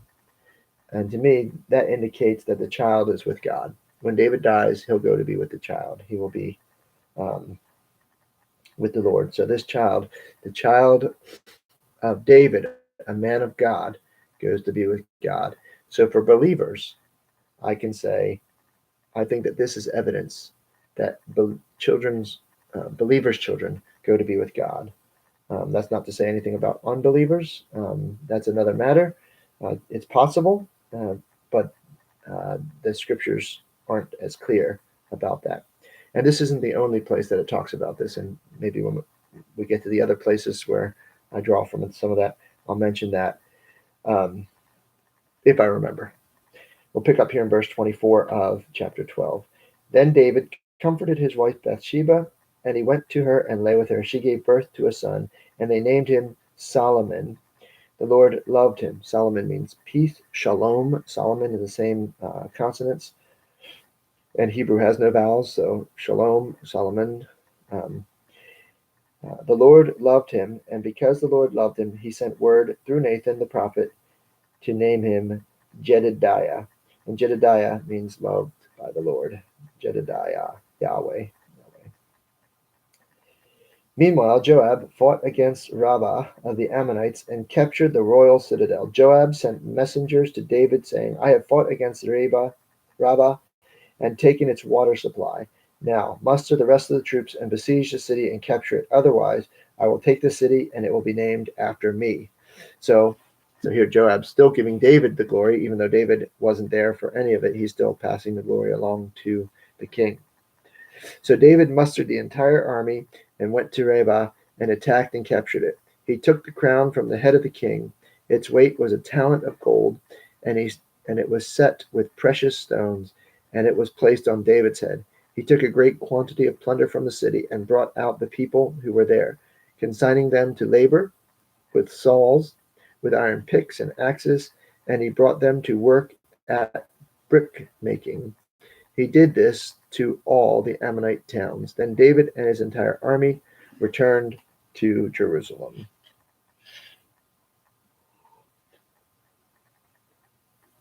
Chapter 13.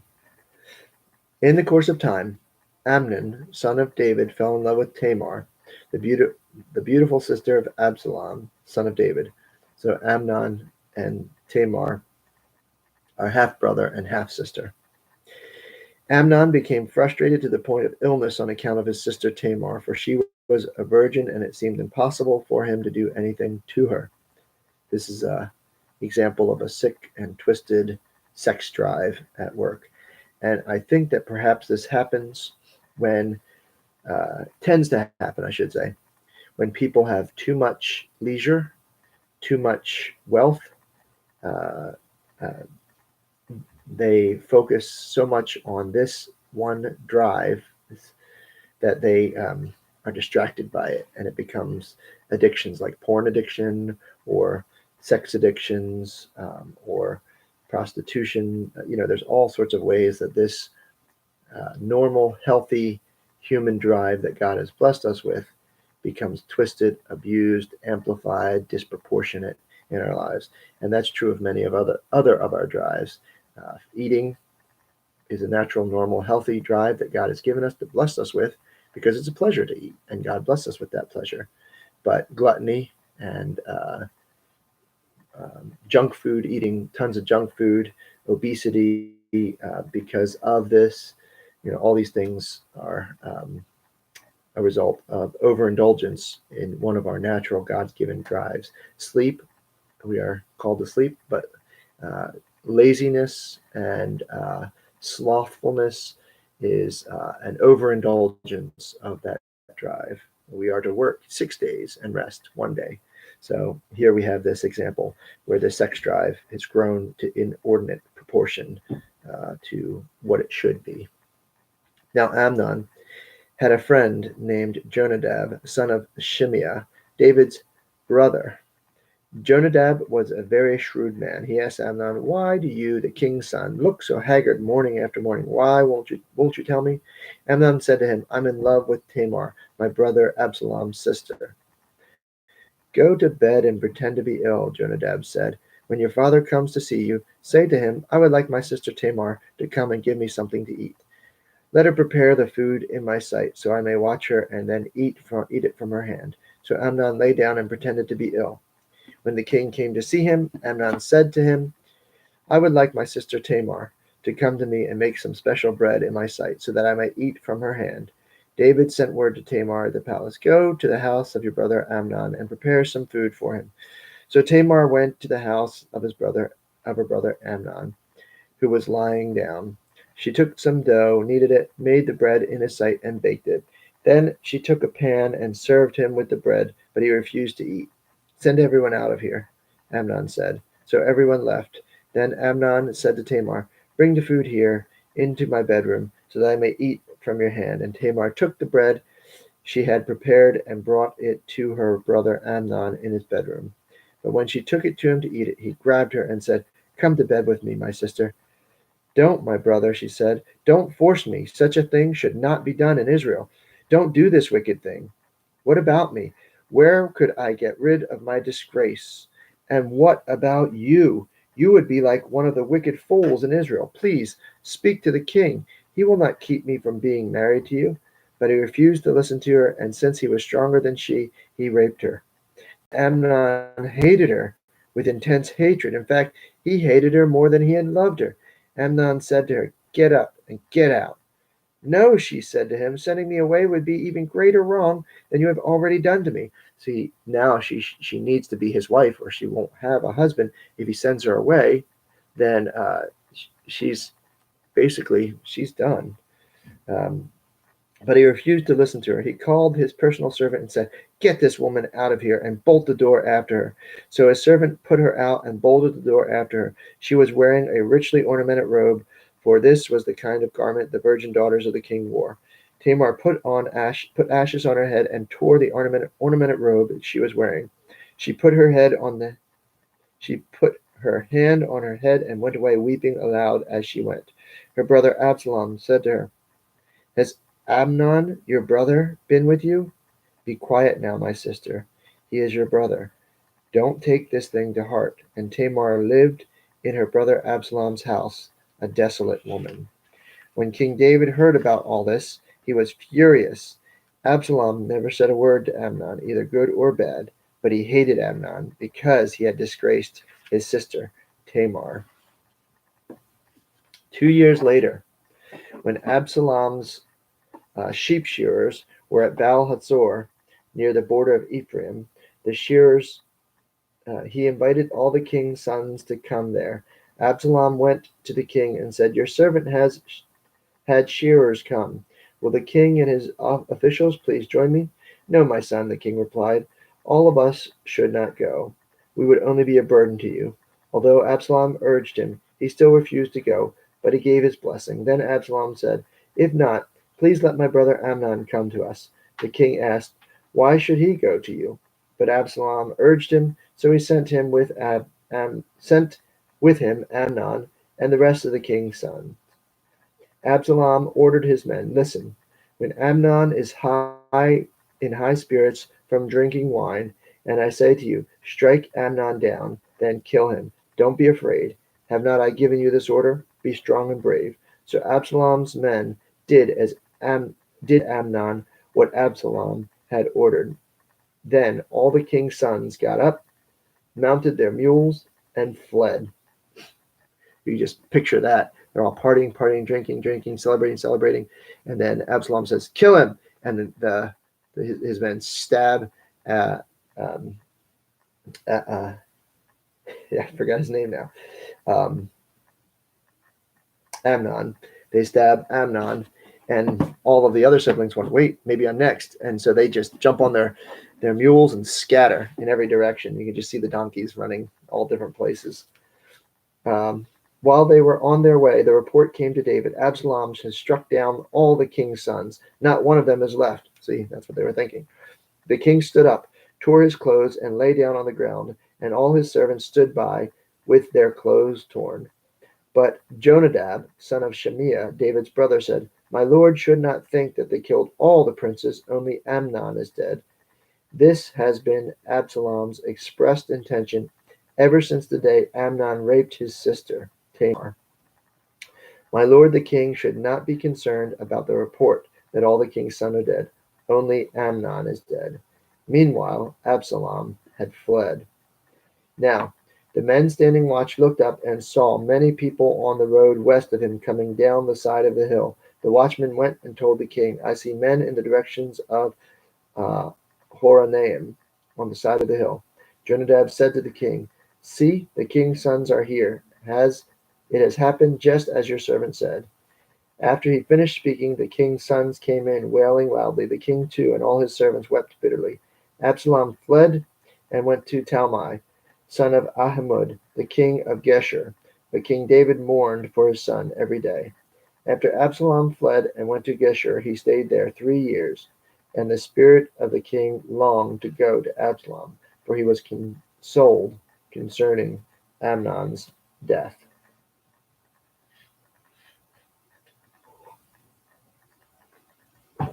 Chapter 14. Joab, son of Zeruiah, knew that the king's heart longed for Absalom. So Joab sent someone to Tekoa and had a wise woman brought from there. He said to her, "Pretend you are in mourning, dress in mourning clothes, and don't use any cosmetics lotions. Act like a woman who has spent many days grieving for the dead. Then go to the king and speak these words to him." And Joab put words in her mouth. When the woman from Tekoa went to the king, she fell with her face to the ground to pay honor, and she said, "Help me, O king." The king asked her, "What is troubling you?" She said, "I am indeed a widow. My husband is dead. I, your servant, had 2 sons. They got into a fight with each other in the field, and no one was there to separate them. One struck the other and killed him. Now the whole clan has risen up against your servant. They say, 'Hand over the one who struck down his brother, so that we may put him to death for the life of his brother whom he killed. Then we will get rid of the heir as well.' They would put out the only burning coal I have left, leaving my husband neither name nor descendant on the face of the earth." The king said to the woman, "Go home, and I will issue an order on your behalf." But the woman from Tekoa said to him, "My lord, the king, let the blame rest on me and on your father's family, and on my father's family, and let the king and his throne be without guilt." The king replied, "If anyone has anything to you, bring him to me, and I will not bother, and he will not bother you again." She said, "Then let the king invoke the Lord his God to prevent the avenger of blood from adding to the destruction, so that my son will not be destroyed." "As surely as the Lord lives," he said, "not a hair on your son's head will fall to the ground." Then the woman said, "Let your servant speak a word to my lord the king." "Speak," he replied. The servant said, Why then have you devised a thing like this against the people of God? When the king says this, does he not convict himself? For the king has not brought back his banished son, like water spilling on the ground, which cannot be recovered, so we must die. But God does not take away life. Instead, he devises ways so that a banished person may not remain estranged from him. And now I have come to say this to my lord, the king, because the people have made me afraid. Your servant thought, 'I will speak to the king. Perhaps he will do what his servant asks. Perhaps the king will agree to deliver his servant from the hand of the man who is trying to cut off both me and my son from the inheritance God gave us.' And now your servant says, 'May the word of the Lord bring me rest. For my lord the king is like an angel of God, discerning good and evil. May the Lord your God be with you.' Then the king said to the woman, 'Do not keep from me the answer to what I am going to ask you. Let my lord the king speak,' the woman said. The king asked, 'Isn't the hand of Joab with you in all this?' The woman answered, 'As surely as you live, my lord the king, no one can turn to the right or to the left from anything my lord the king says. Yes, it was your servant Joab who instructed me to do this, and who put these words into the mouth of your servant. Your servant Joab did this to change the present situation. My lord has wisdom like that of the angel of God. He knows everything that happens in the land.' The king said to Joab, 'Very well, I will do it. Go and bring back the young man Absalom.'" So he used this woman to create a parable of a situation where 2 brothers had fought, just like David's had, and how the punishment of the one was going to really be a punishment for the entire family. And so saw that he was really punishing himself and punishing his family. So Joab convinced him to forgive and to invite Absalom back into his presence because David was wasting away, pining away. We continue here in verse 22. Joab fell with his face to the ground to pay honor to him, and he blessed the king. Joab said, "Today Your servant knows that he has found favor in your eyes, my lord the king, because the king has granted his servant's request." Then Joab went to Geshur and brought Absalom back to Jerusalem. But the king said, "He must go to his own house. He must not see my face." So Absalom went to his own house and did not see the face of the king. In all Israel there was not a man so highly praised for his handsome appearance as Absalom. From the top of his head to the sole of his foot there was no blemish in him.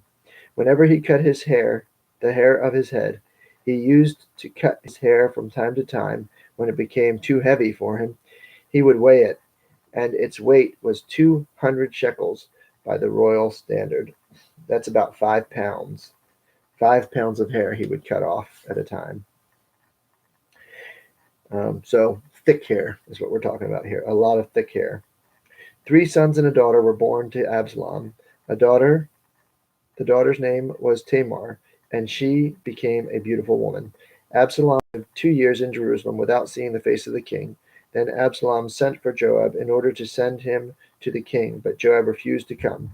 So he sent a second time, but he refused to come. Then he said to his servants, "Look, Joab's field is next to mine, and he has barley there. Go and set it on fire." So Absalom's servants set the field on fire. It's really going to get his attention. Then Joab did go to Absalom's house and said to him, "Why have your servants set my field on fire?" Absalom said to Joab, "Look, I sent word to you and said, 'Come here, and I can send word to the king and ask, why have I come from Geshur? It would be better for me if I were still there. Now then, I want to see the king's face, and if I am guilty of anything, let him put me to death." So Joab went to the king and told him this. The king summoned Absalom, and he came in and bowed down with his face to the ground before the king, and the king kissed Absalom.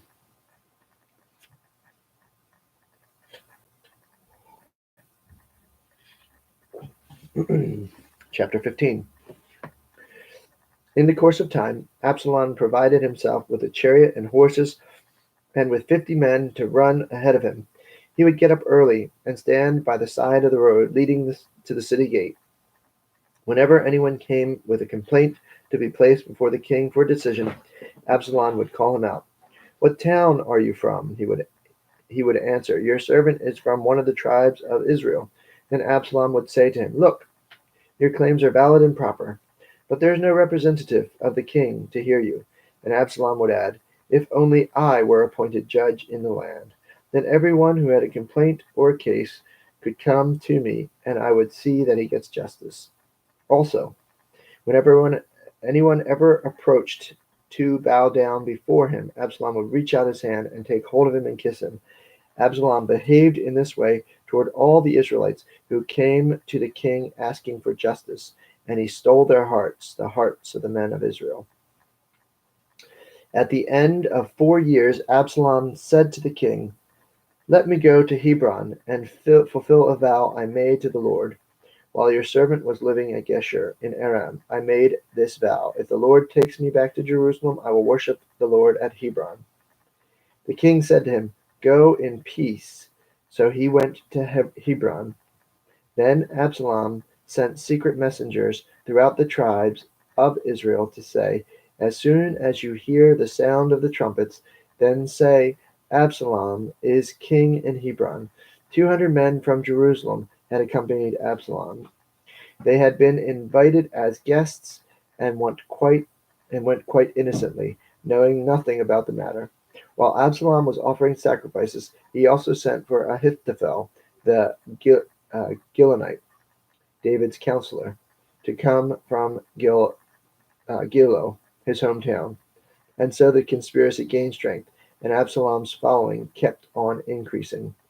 A messenger came and told David, "The hearts of the men of Israel are with Absalom." Then David said to all his officials who were with him in Jerusalem, "Come, we must flee, or none of us will escape from Absalom. We must leave immediately, or he will move quickly to overtake us and bring ruin upon us and put the city to the sword." The king's officials answered him, "Your servants are ready to do whatever our lord the king chooses." The king set out with his entire household following him, but he left 10 concubines to care for the palace. So the king set out with all the people following him, and they halted at a place some distance away. All the men marched past him, along with all the Kerethites, the Pelethites, and all 600 Gittites who had accompanied him from Gath, marched before the king. The king said to Ittai the Gittite, "Why should you come along with us? Go back and stay with the king Absalom. You are a foreigner, an exile from your homeland. You came only yesterday, and today shall I make you wander about with us? When I do not know where I am going, go back and take your countrymen. My kindness and faithfulness be with you." But Ittai replied to the king, "As surely as the Lord lives, and my lord the king lives, wherever my lord the king may be, whether it means life or death, there will your servant be." But David said to Ittai, Go ahead, march on." So Ittai the Gittite marched on with his men and families that were with him. The whole countryside wept aloud, and all the people passed by. The king also crossed the Kidron Valley, and all the people moved on toward the desert. Zadok was there too, and all the Levites who were with him were carrying the ark of the covenant of God. They set down the ark of God, and Abiathar offered sacrifices until the people had finished leaving the city. Then the king said to Zadok, "Take the ark of God back into the city. If I find favor in the Lord's eyes, he will bring me back and let me see it and his dwelling place again. But if he says, 'I am not pleased with you,' then I am ready. Let him do to me whatever seems good to him." The king also said to Zadok the priest, "Aren't you a seer? Go back to the city in peace with your son Ahimaaz and Jonathan, son of Abiathar. You and Abiathar take your 2 sons with you. I will wait at the fords in the desert until word comes from you to inform me." So Zadok and Abiathar took the ark of God back to Jerusalem and stayed there. But David continued up the Mount of Olives, weeping as he went. His head was covered with and his head was covered, and he was barefoot. They are going up the Mount of Olives right now, so they haven't even left the site of the city. They're still in sight of the city. All the people with him covered their heads too, and were weeping as they went up. Now David had been told, "Ahithophel is among the conspirators with Absalom." So David prayed, "O Lord, turn Ahithophel's counsel into foolishness." When David arrived at the summit where the people used to worship God, Hushai and the Archite was there to meet him, his robe torn in dust on his head. David said to him, "If you go with me, you will be a burden to me. But if you return to the city, say to Absalom, 'I will be your servant, O king. I was your father's servant in the past, but now I will be your servant.' Then you can help me by frustrating Ahithophel's advice. Won't the priests Zadok and Abiathar be there with you? Tell them anything you hear in the king's palace. Their 2 sons, Ahimaaz, son of Zadok, and Jonathan, son of Abiathar, are there with them. Send them to me with anything you hear." So David's friend Hushai arrived at Jerusalem as Absalom was entering the city.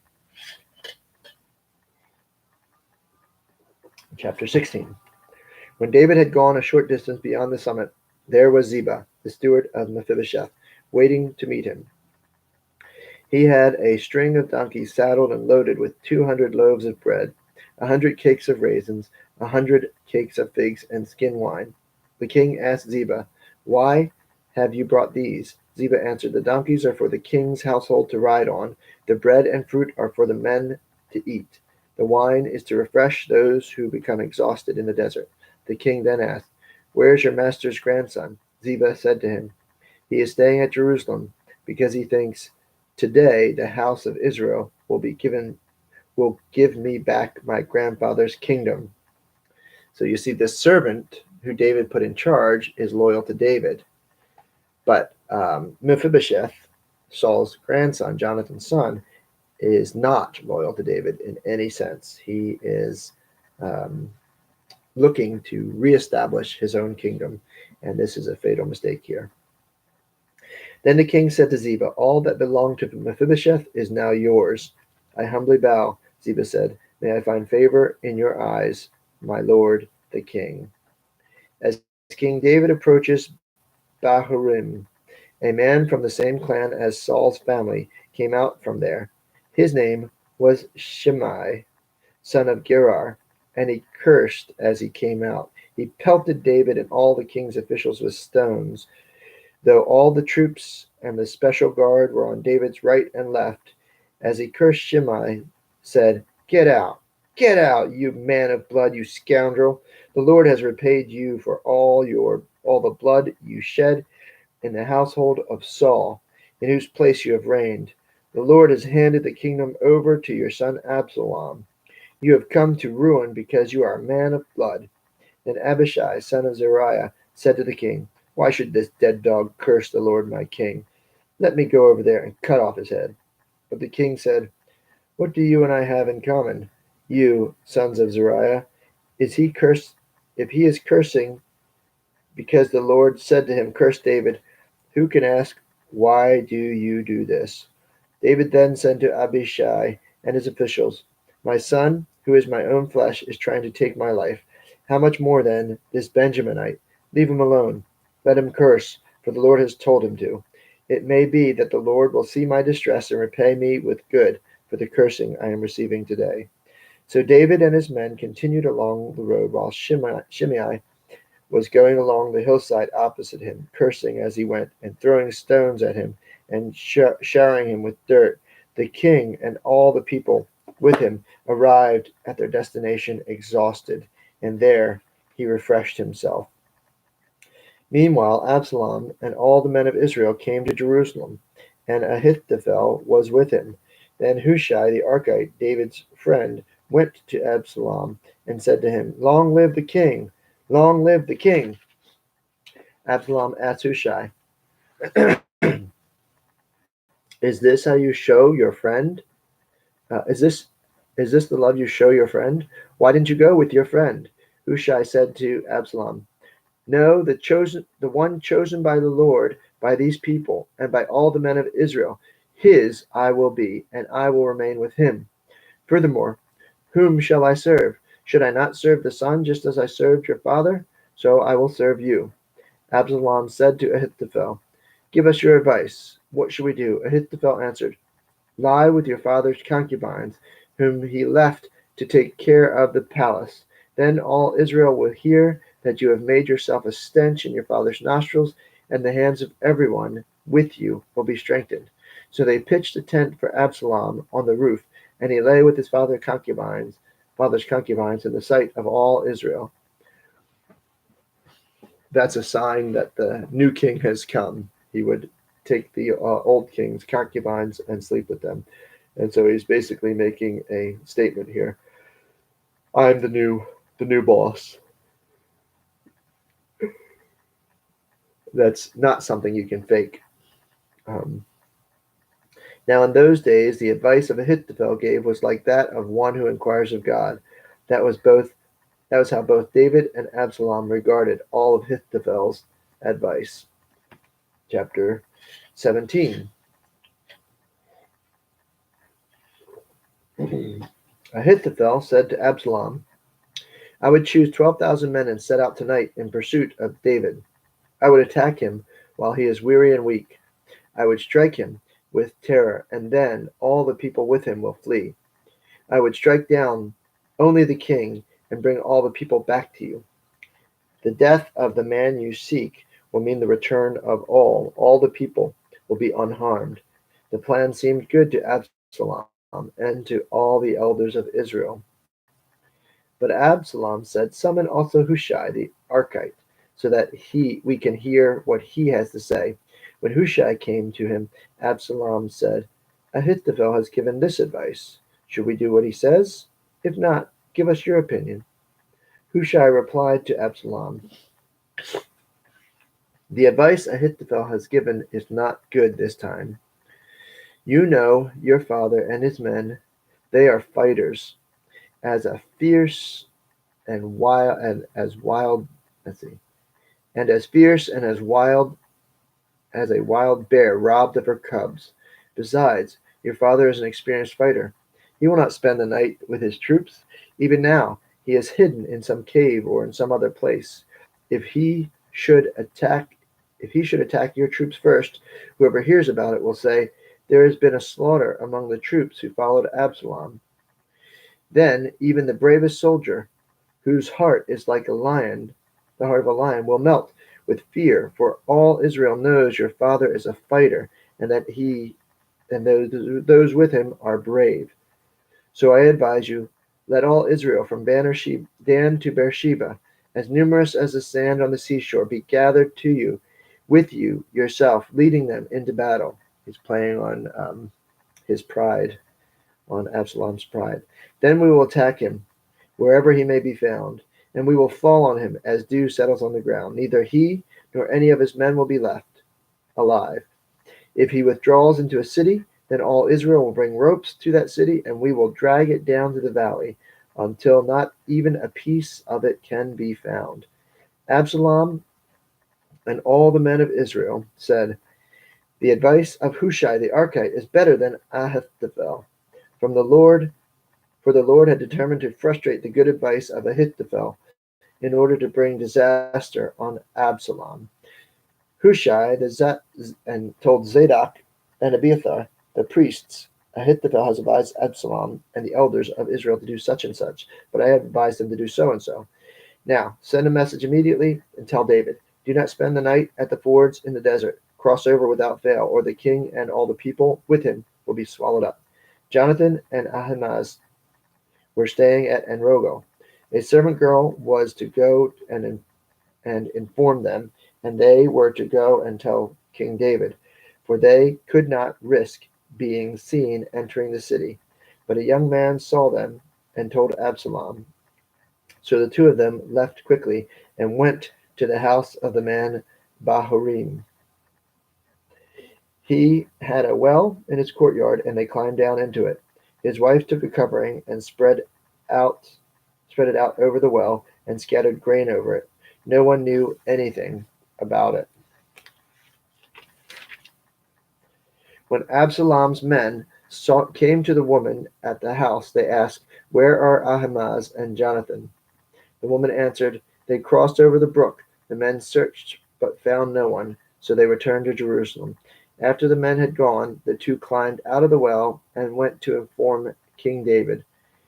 They said to him, "Set out and cross the river at once. Ahithophel has advised such and such against you." So David and all the people were with him set out and crossed the Jordan. By daybreak, no one was left who had not crossed the Jordan. When Ahithophel saw that his advice had not been followed, he saddled his donkey and set out for his house in his hometown. He put his house in order, and then he hanged himself. So he died and was buried in his father's tomb. It was considered a great dishonor for your advice to be neglected. Basically, it was seen that he was fired by the king and dishonored by the king. And so, he was distraught and killed himself. David went to Mahanaim, and Absalom crossed the Jordan with all the men of Israel. Absalom had appointed Amasa over the army in place of Joab.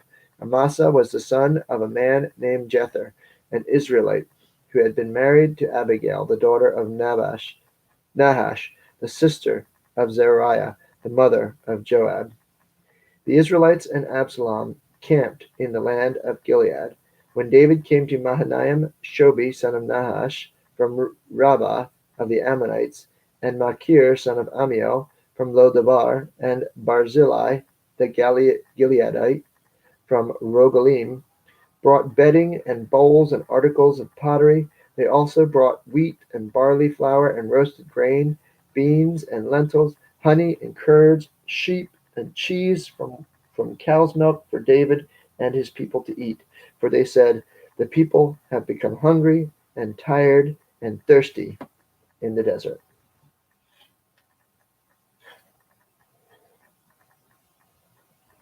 Chapter 18.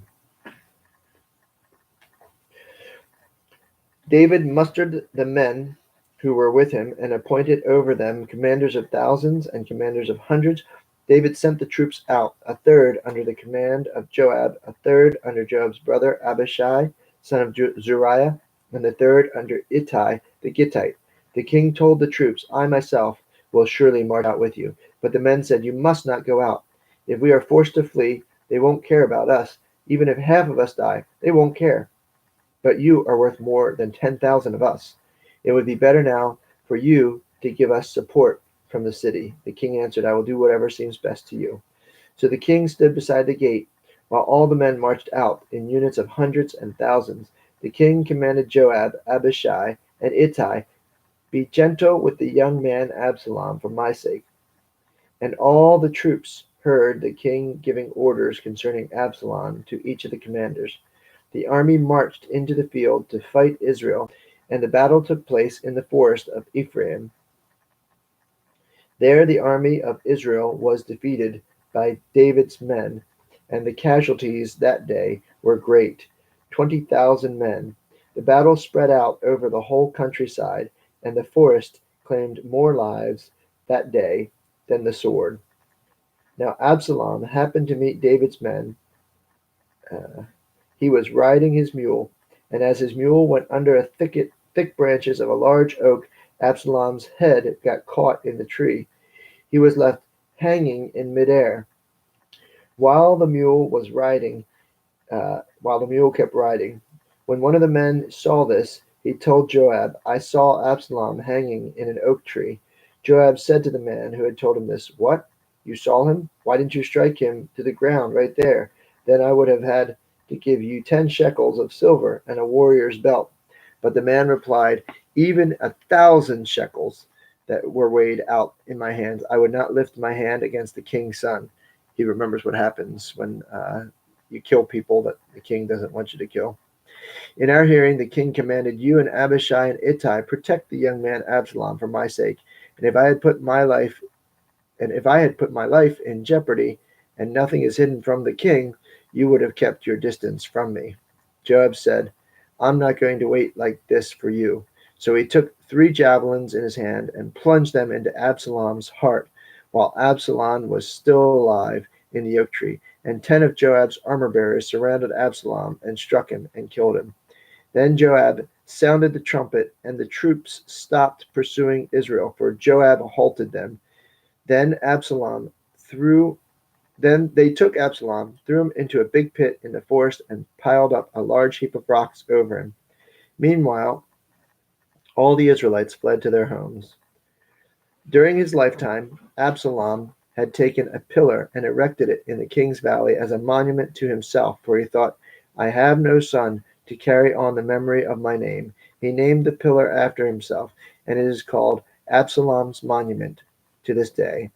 Now, Ahimaaz, son of Zadok, said, Let me run and take the news to the king that the Lord has delivered him from the hands of his enemies.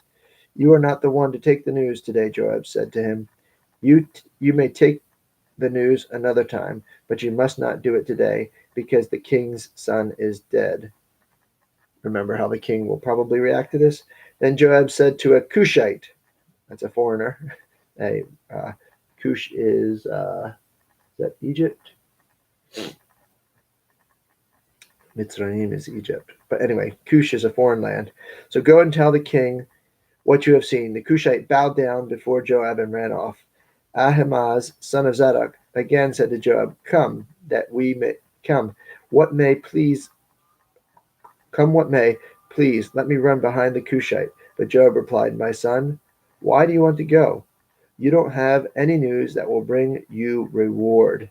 He said, Come what may, I want to run. So Joab said, Run.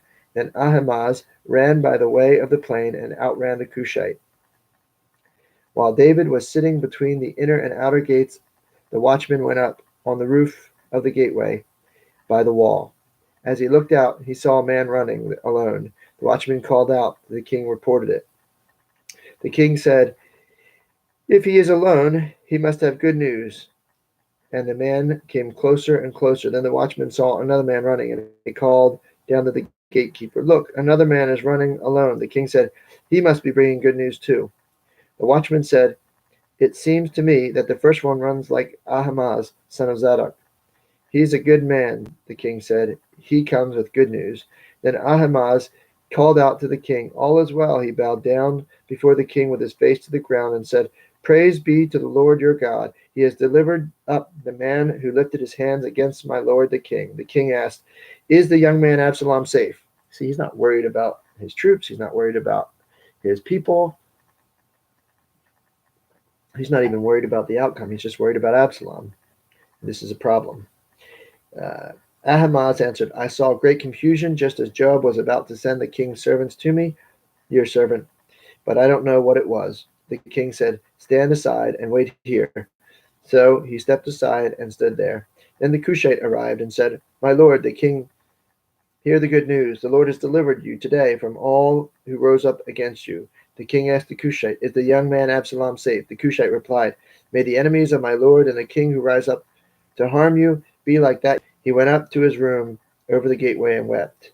As he went, he said, Oh, my son Absalom, my son Absalom. If only I had died instead of you. Oh, Absalom, my son, my son. Chapter 19. Joab was told, The king is weeping and mourning for Absalom and the whole army. And for the whole army, the victory that day was turned into mourning, because on that day the troops heard it said, The king is grieving for my son. The men stole into the city that day as men steal in who were ashamed when they flee from battle. The king covered his face and cried aloud, Oh, my son, Absalom, oh, Absalom, my son, my son. Then Joab went into the house to the king and said, Today you have humiliated all your men, who have just saved your life and the lives of your sons and daughters, and the lives of your wives and concubines. You love those who hate you, and you hate those who love you. You have made it clear today that the commanders and their men mean nothing to you. I see that you would be pleased if Absalom were alive today and if all of us were dead. Now go out and encourage your men. I swear by the Lord that if you don't go out, not a man will be left with you by nightfall. And this will be worse for you than all the calamities that have come upon you from your youth until now. A man with a lot of power and a lot of courage to speak to the king like this. But he has a lot of wisdom too. So the king got up and took his seat in the gateway. When the men were told the king is sitting in the gateway, they all came before him. Meanwhile, the Israelites fled to their homes. Throughout the tribes of Israel, the people were all arguing with each other, saying, The king delivered us from the hands of our enemies. He is the one who rescued us from the hand of the Philistines. But now he has fled the country because of Absalom. And Absalom, whom we anointed to rule over us, has died in battle. So why do you say nothing about bringing the king back? King David sent this message to Zadok and Abiathar, the priests.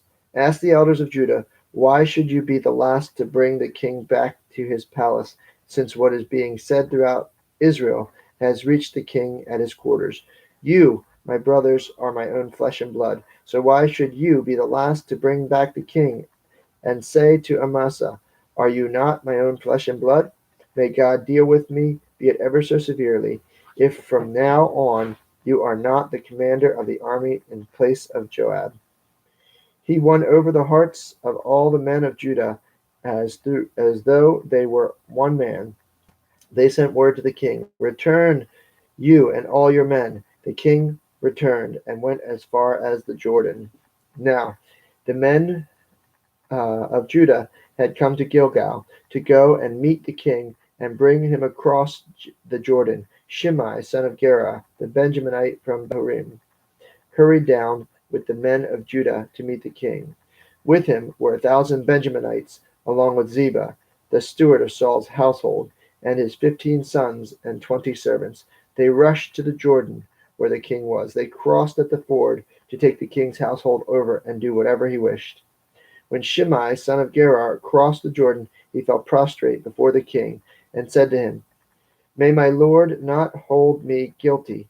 Do not remember how your servant did wrong on this day. My lord the king left Jerusalem. May the king put it out of his mind, for I, your servant, know that I have sinned. But today I have come here as the first of the whole house of Joseph to come down and meet the Lord my king. That was the man who threw stones at him and cursed him on the way out. Then Abishai, son of Zeruiah, said, "Shouldn't Shimei be put to death for this? He cursed the Lord's anointed." David replied, "What do you and I have in common, you sons of Zeruiah? This day you have become my adversaries. Should anyone be put to death today in Israel? Do I not know what that today I am king over Israel?" So the king said to Shammai, "You shall not die." And the king promised him on oath. Mephibosheth, Saul's grandson, also went down to meet the king. He had not taken care of his feet or trimmed his mustache or washed his clothes from the day the king left until the day he returned safely. So it sounds like, I'm not sure if he was mourning, or maybe he did want the king to remain. When he came from Jerusalem to meet the king asked him, "Why didn't you go with me, Mephibosheth?" He said, "My lord the king, since I your servant am lame, I said, I will have my donkey saddled and will ride on it so I can go with the king. But Ziba, my servant, betrayed me, and he has slandered your servant to my lord the king. My lord the king is like an angel of God. Do whatever he pleases, whatever pleases you. All my grandfather's descendants deserve nothing but death from my lord the king. But you gave your servant a place among those who eat at your table. So what right do I have to make any more appeals to the king?" The king said to him, Why say more? I order you and Ziba to divide the fields." Mephibosheth said to the king, "Let him take everything, now that my lord the king has arrived safely home." So it seems like Ziba may have misconstrued the attitude of Mephibosheth to make it seem like he was betraying the king when Ziba was being faithful. But it sounds like Mephibosheth was not so unfaithful. Barzillai the Gileadite also came down from Rogelim to cross the Jordan with the king and send him on his way there.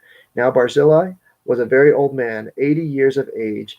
He had provided for the king during his stay in Mahanaim, for he was a very wealthy man. The king said to Barzillai, "Cross over with me and stay with me in Jerusalem, and I will provide for you." But Barzillai answered the king, "How many more years will I live, that I should go up to Jerusalem with the king? I am now 80 years old. Can I tell the difference between what is good and what is not? Can your servant taste what he eats and drinks? Can I still hear the voices of men and women singing? Why should your servant be an added burden to my lord the king? Your servant will cross over the Jordan with the king for a short distance. But why should the king reward me in this way? Let your servant return, that I may die in my own town, near the tomb of my father and mother. But here is your servant Kimham. Let him cross over with you, my lord the king. Do for him whatever pleases you." The king said, "Kimham shall cross over with me, and I will do for him whatever pleases you, and anything that desires from me I will do for you." So the people crossed the Jordan, and the king crossed over. The king kissed Barzillai and gave him his blessing, and Barzillai returned to his home.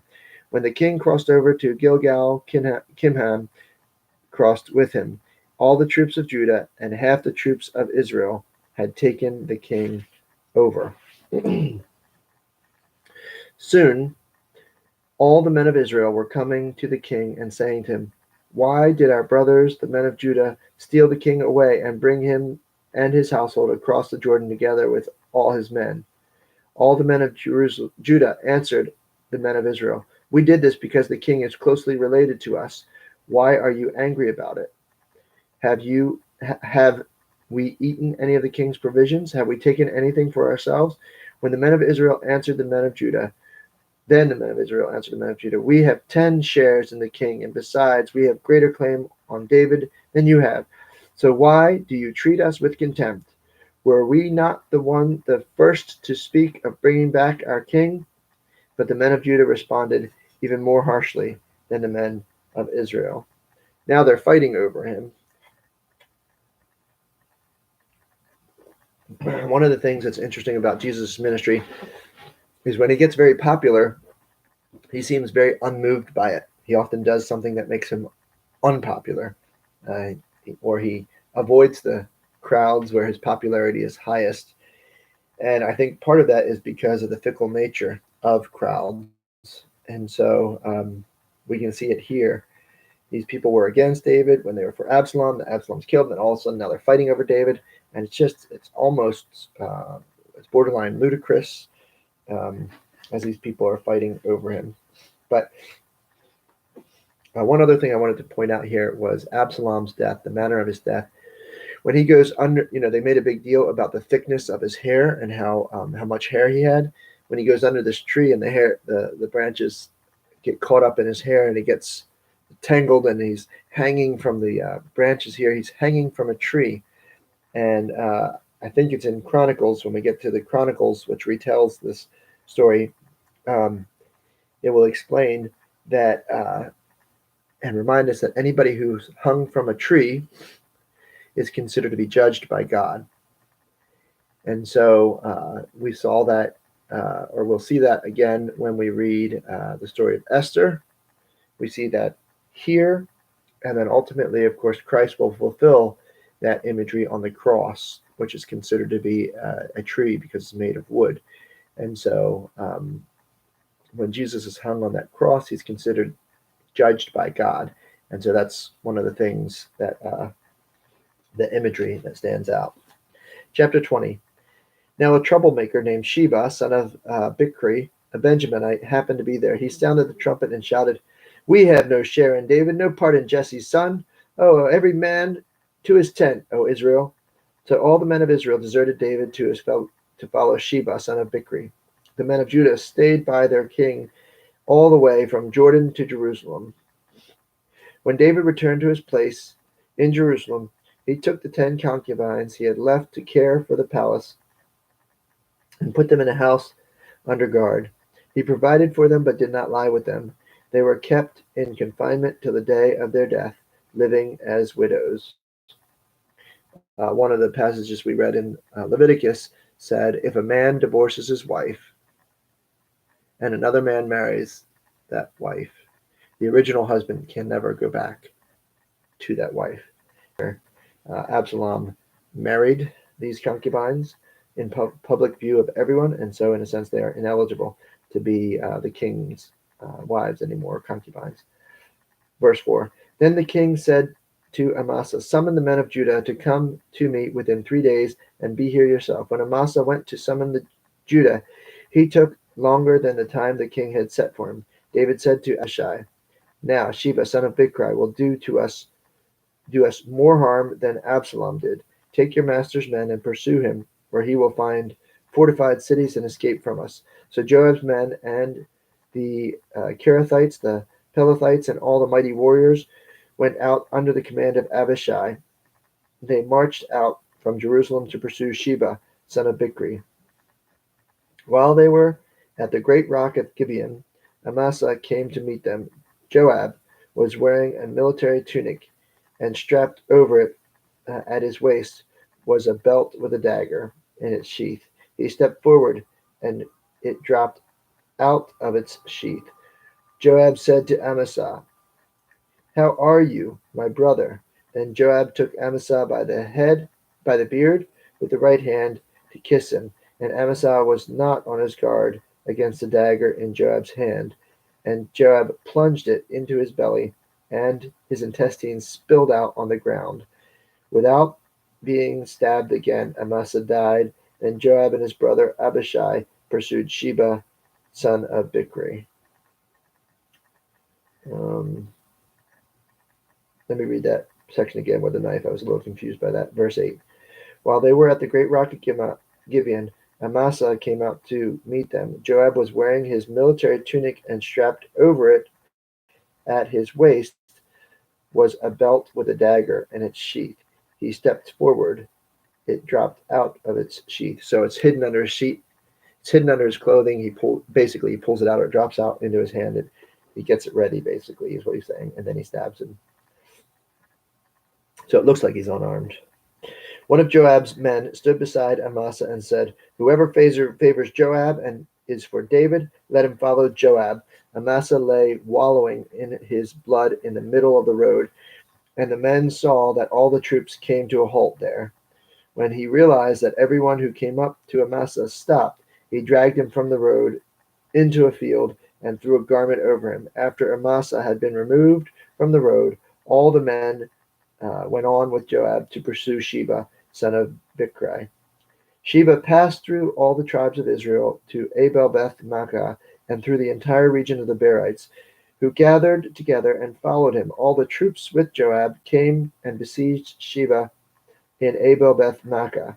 They built a large siege ram up to the city, and it stood against the outer fortifications while they were battering the wall to bring it down. A wise man called from the city, "Listen, listen, tell Joab to come here so I can speak to him." He went toward her, a wise woman, I'm sorry. He went toward her, and she asked, "Are you Joab?" "I am," he answered. She said, "Listen to what your servant has to say." "I'm listening," he said. She continued, "Long ago, they used to say, 'Get your answer at Abel,' and that settled it. We are the peaceful and faithful in Israel. Yet you are trying to destroy a city that is a mother in Israel. Why do you want to swallow up the Lord's inheritance?" "Far be it from me," Joab replied. "Far be it from me to swallow up or destroy. That is not the cause. A man named Sheba, son of Bichri, from the hill country of Ephraim, has lifted up his hand against the king, against David. Hand over this one man, and I'll withdraw from the city." The woman said to Joab, "His head will be thrown to you from the wall." The woman went to all the people with her wise advice, and they cut off the head of Sheba, son of Bichri, and threw it to Joab. So he sounded the trumpet, and his men dispersed from the city, each returning to his home, and Joab went back to the king of Jerusalem. Joab was over Israel's entire army. Benaiah, son of Jehoiada, was over the Kerethites and the Pelethites. Adoniram was in charge of the forced labor. Jehoshaphat, son of Ahilud, was recorder. Sheba was secretary. Zadok and Abiathar were priests. And Ira, the Jerite, was David's priest. Chapter 21. During the reign of David, there was a famine for 3 successive years. So David sought the face of the Lord. The Lord said, "It is on account of Saul and his blood-stained house. It is because of the Gibeonites. It is because he put the Gibeonites to death." The king summoned the Gibeonites and spoke to them. Now the Gibeonites were not part of Israel, but were survivors of the Amorites. The Israelites had sworn to spare them, but Saul, in his zeal for Israel and Judah, had tried to annihilate them. David asked the Gibeonites, "What shall I do for you? How shall I make amends, so that you will bless the Lord's inheritance?" The Gibeonites answered him, "We have no right to demand silver or gold from Saul or his family, nor do we have the right to put anyone in Israel to death." "What do you want me to do for you?" David asked. They answered the king, "As for the man who destroyed us and plotted against us, so that we have been decimated and have no place anywhere in Israel, let 7 of his male descendants be given to us to be killed and exposed before the Lord at Gibeah of Saul, the Lord's chosen one." So the king said, "I will give them to you." Remember, the people of Gibeon were the ones who faked the travel from a long distance and made a treaty with Joshua so that they promised never to destroy them, and Saul attempted to destroy them. So now this is what David is making amends for. He's fulfilling Joshua's vow. The king spared Mephibosheth, son of Jonathan, son of Saul, because of the oath before the Lord between David and Jonathan, son of Saul. But the king took Armoni and Mephibosheth, the 2 sons of Aiah's daughter Rizpah, whom she had borne to Saul, together with the 5 sons of Saul's daughter Merab, whom she had borne to Adriel, son of Barzillai, the Maliothite. He handed them over to the Gibeonites, who killed and exposed them on a hill before the Lord. All 7 of them fell together. They were put to death during the first days of harvest. There was just as the barley harvest was beginning. So the king spared Mephibosheth, but he took the other ones. Rizpah, daughter of Aiah, took sackcloth and spread it out for herself on a rock from the beginning of the harvest till the rain poured down from the heavens on the bodies. She did not let the birds of the air touch them by day, or the wild animals by night.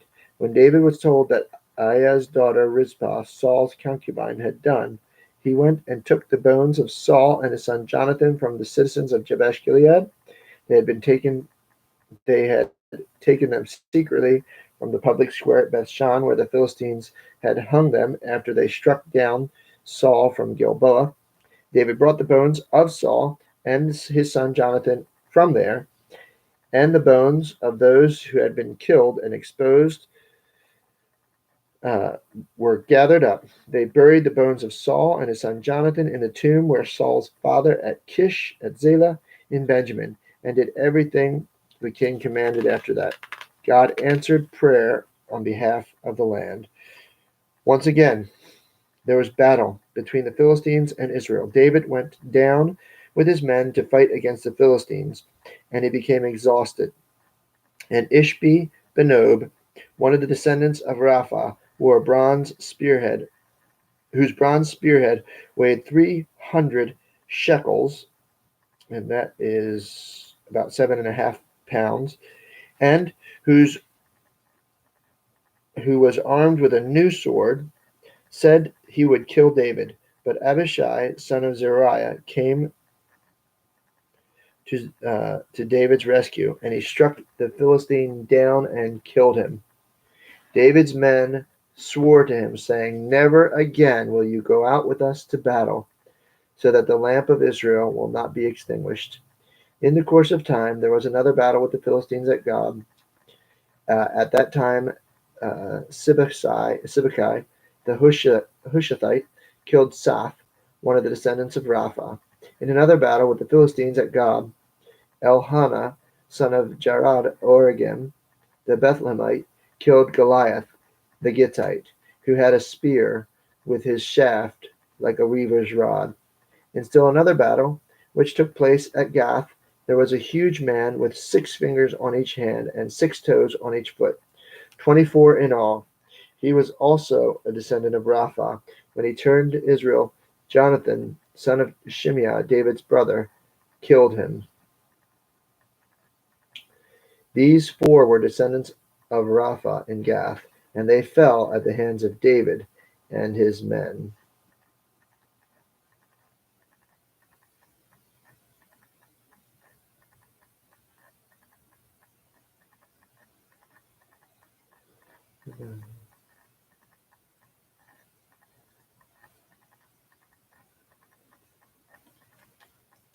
Chapter 22.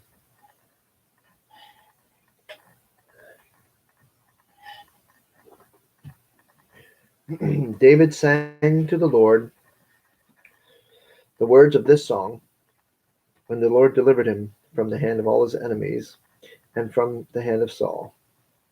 This is a long song. It's about more than almost 4 pages long. Maybe 3 pages long, 3.5. I'll let you know when it's over. But this is all the Song of David. It's the entire chapter, 22nd chapter of 2 Samuel. The Lord is my rock, my fortress, and my deliverer. My God is my rock, in whom I take refuge, my shield and the horn of my salvation. He is my stronghold, my refuge, and my Savior. From violent men you save me. I call to the Lord, who is worthy of praise. I am saved from my enemies. The waves of death swirled around me. The torrents of destruction overwhelmed me. The cords of the grave coiled around me. The snares of death confronted me. In my distress I called to the Lord. I called to my God. From his temple he heard my voice. My cry came to his ears. The earth trembled and quaked. The foundations of the heavens shook. They trembled because he was angry. Smoke rose from his nostrils. Consuming fire came from his mouth. Burning coals blazed out of it. He parted the heavens and came down. Dark clouds were under his feet. He mounted the cherubim and flew. He soared on the wings of the wind. He made darkness his canopy around him, and dark the rain clouds of the sky. Out of the brightness of his presence, bolts of lightning blazed forth.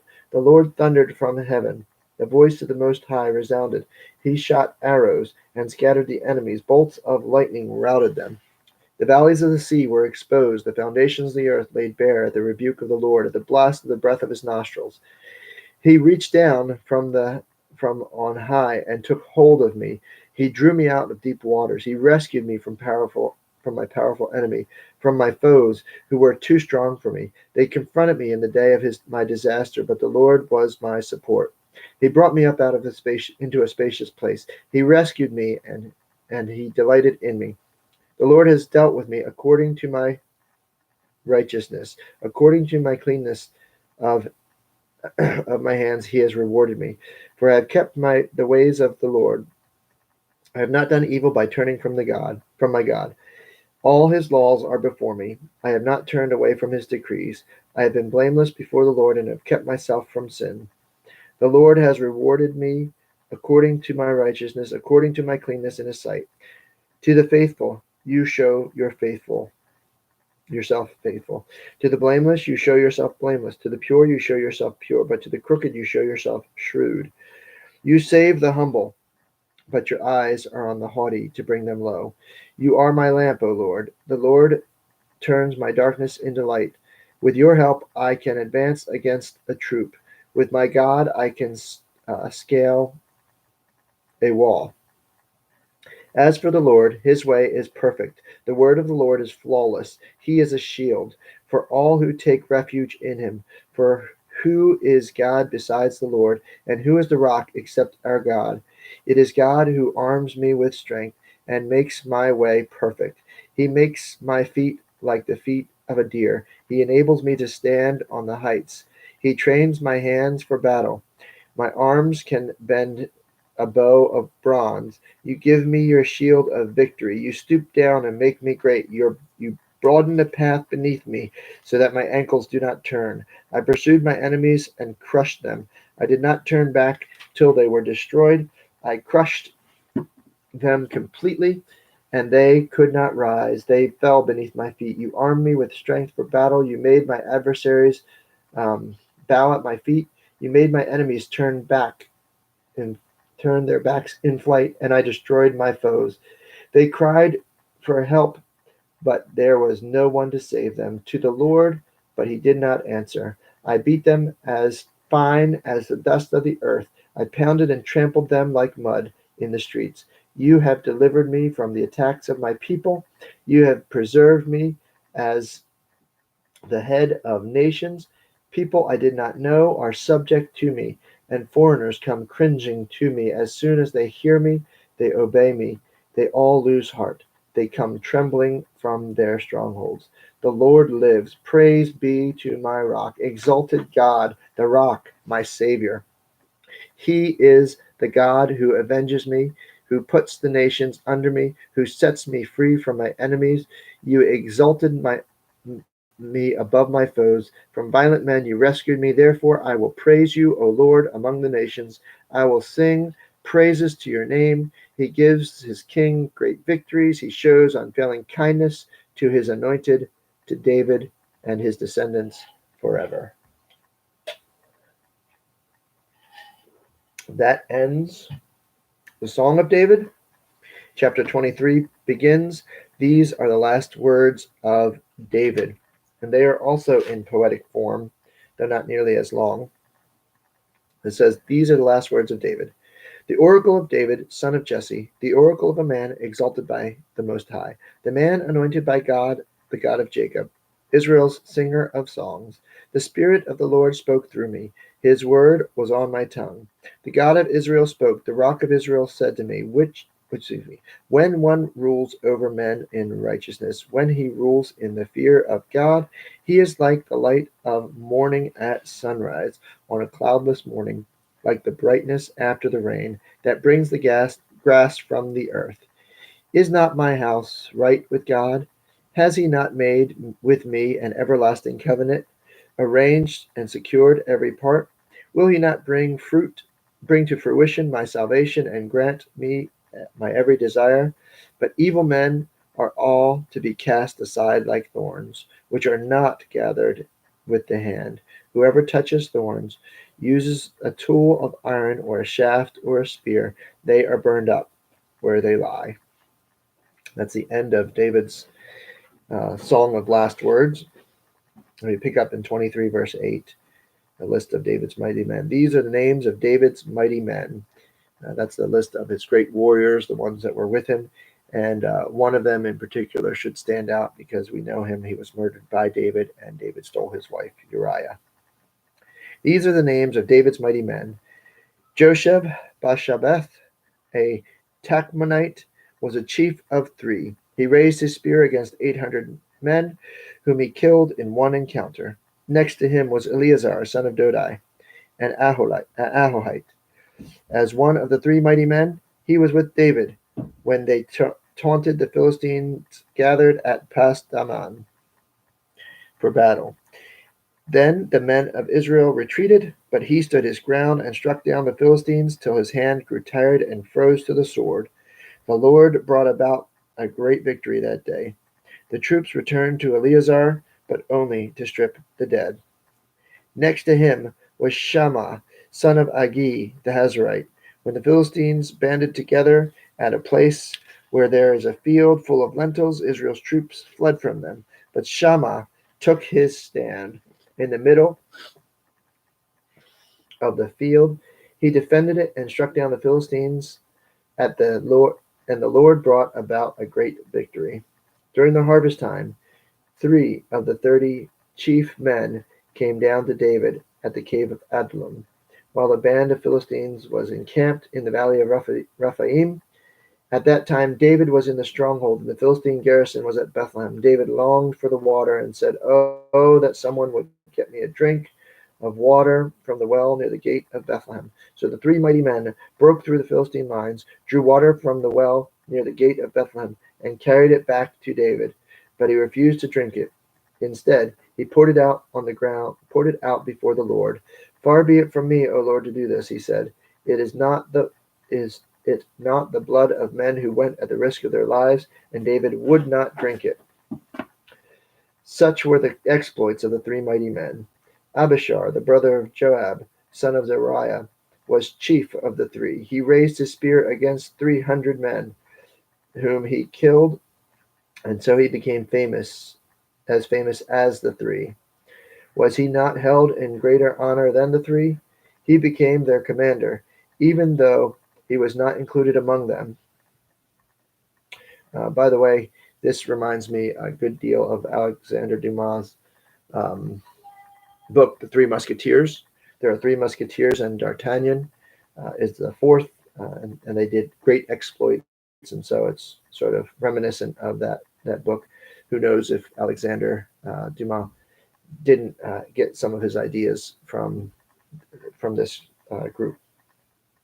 Benaiah, son of Jehoiada, was a valiant fighter from Kabzeel, who performed great exploits. He struck down 2 of Moab's best men. He also went down into the pit on a snowy day and killed a lion. And he struck down a huge Egyptian. Although the Egyptian had a spear in his hand, Benaiah went against him with a club. He snatched the spear from the Egyptian's hand and killed him with his own spear. Such were the exploits of Benaiah, son of Jehoiada. He too was as famous as the 3 mighty men. When he was held in greater honor than any of the 30, but he was not included among the 3. And David put him in charge of his bodyguard. And at the end of this chapter, we have this long list of the 30. These were men of great renown who did amazing feats of heroism in battle. They don't list any of the feats, they just list the names here.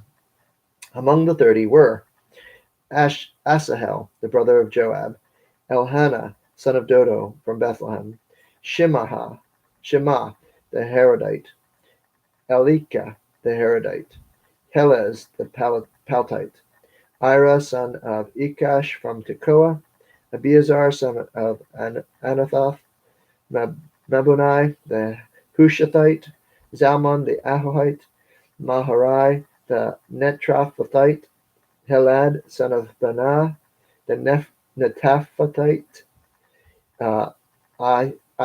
Ithai, son of Ribai from Gibeah in Benjamin, the Benaiah, the Pirathonite, Hiddai from the ravines of Gash, Abi Albon the Arbathite, Asmaveth the Barhamite, Eliab the Shalbonite, the sons of Jashin, Jonathan, son of Shammah the Hararite,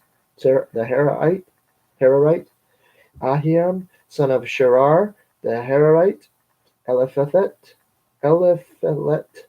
son of Ahasbai the Maccathite, Eliam, son of Ahithophel the Gilonite, Hezro the Carmelite, Parai the Arbite, Egal, son of Nathan from Zobah, the son of Hagri, Zelek the Ammonite, Naharai the Beerothite, the armor-bearer of Joab, son of Zeruiah, Ira the Ithrite, Garab the Ithrite, and Uriah the Hittite. There were 37 in all. End of the chapter. And I think ending on Uriah is a very poignant way of highlighting him. Chapter 24. Again, the anger of the Lord burned against Israel and incited David against them, saying, Go and take a census of Israel and Judah. Taking a census was a way of counting your fighting men, your soldiers, to know how strong you were, whether or not you could go to battle against another army. But it was a way of saying, I trust in the might of my army rather than I trust in the might of my Lord. So David is essentially saying here, I'm counting my army so that I can know how strong I am, rather than I'm counting on my God. Rather than counting his soldiers, he should count on the Lord. So the king said to Joab and the army commanders with him, Go throughout the tribes of Israel from Dan to Beersheba and enroll the fighting men, so I may know how many there are.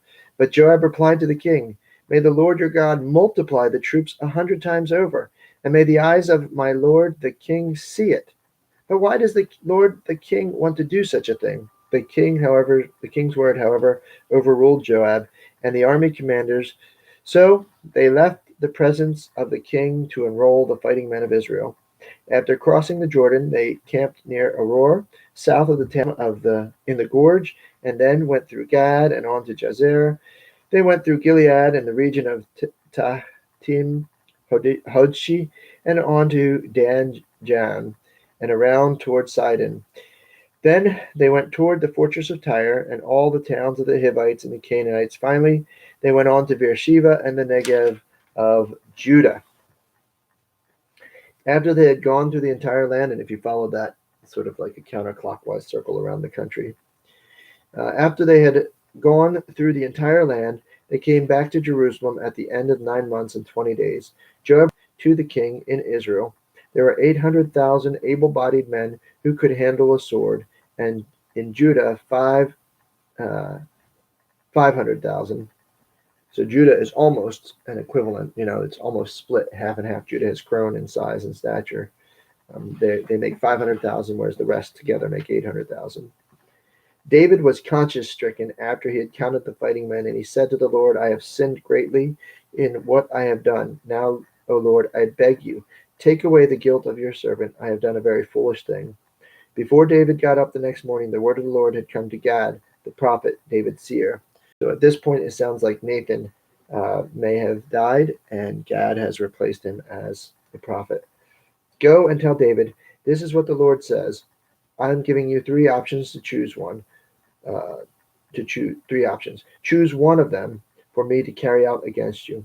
So Gad went to David, and he said to him, 1. Shall there come upon you 3 years of famine in your land? 2.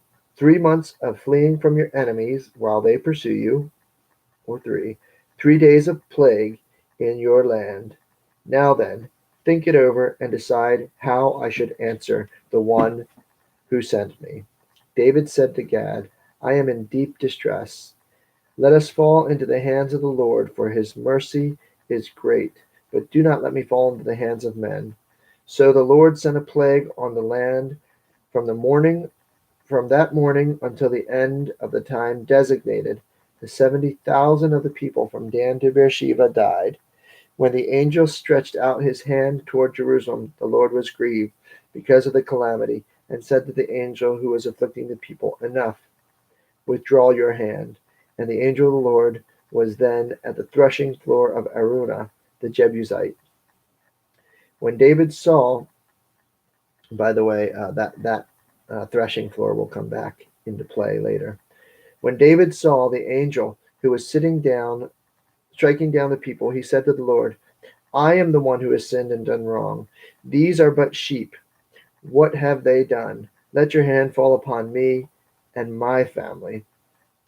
On that day, Gad went to David and said to him, Go up and build an altar to the Lord on the threshing floor of Araunah the Jebusite.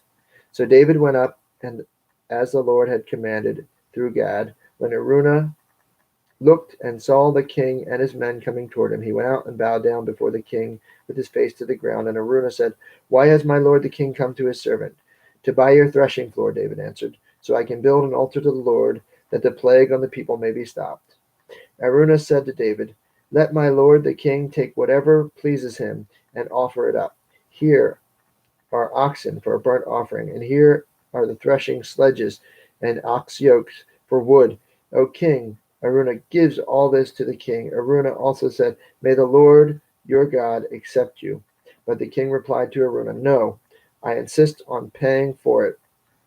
I will not sacrifice to the Lord my God burnt offerings that cost me nothing. So David bought the threshing floor and the oxen and paid 50 shekels of silver for them.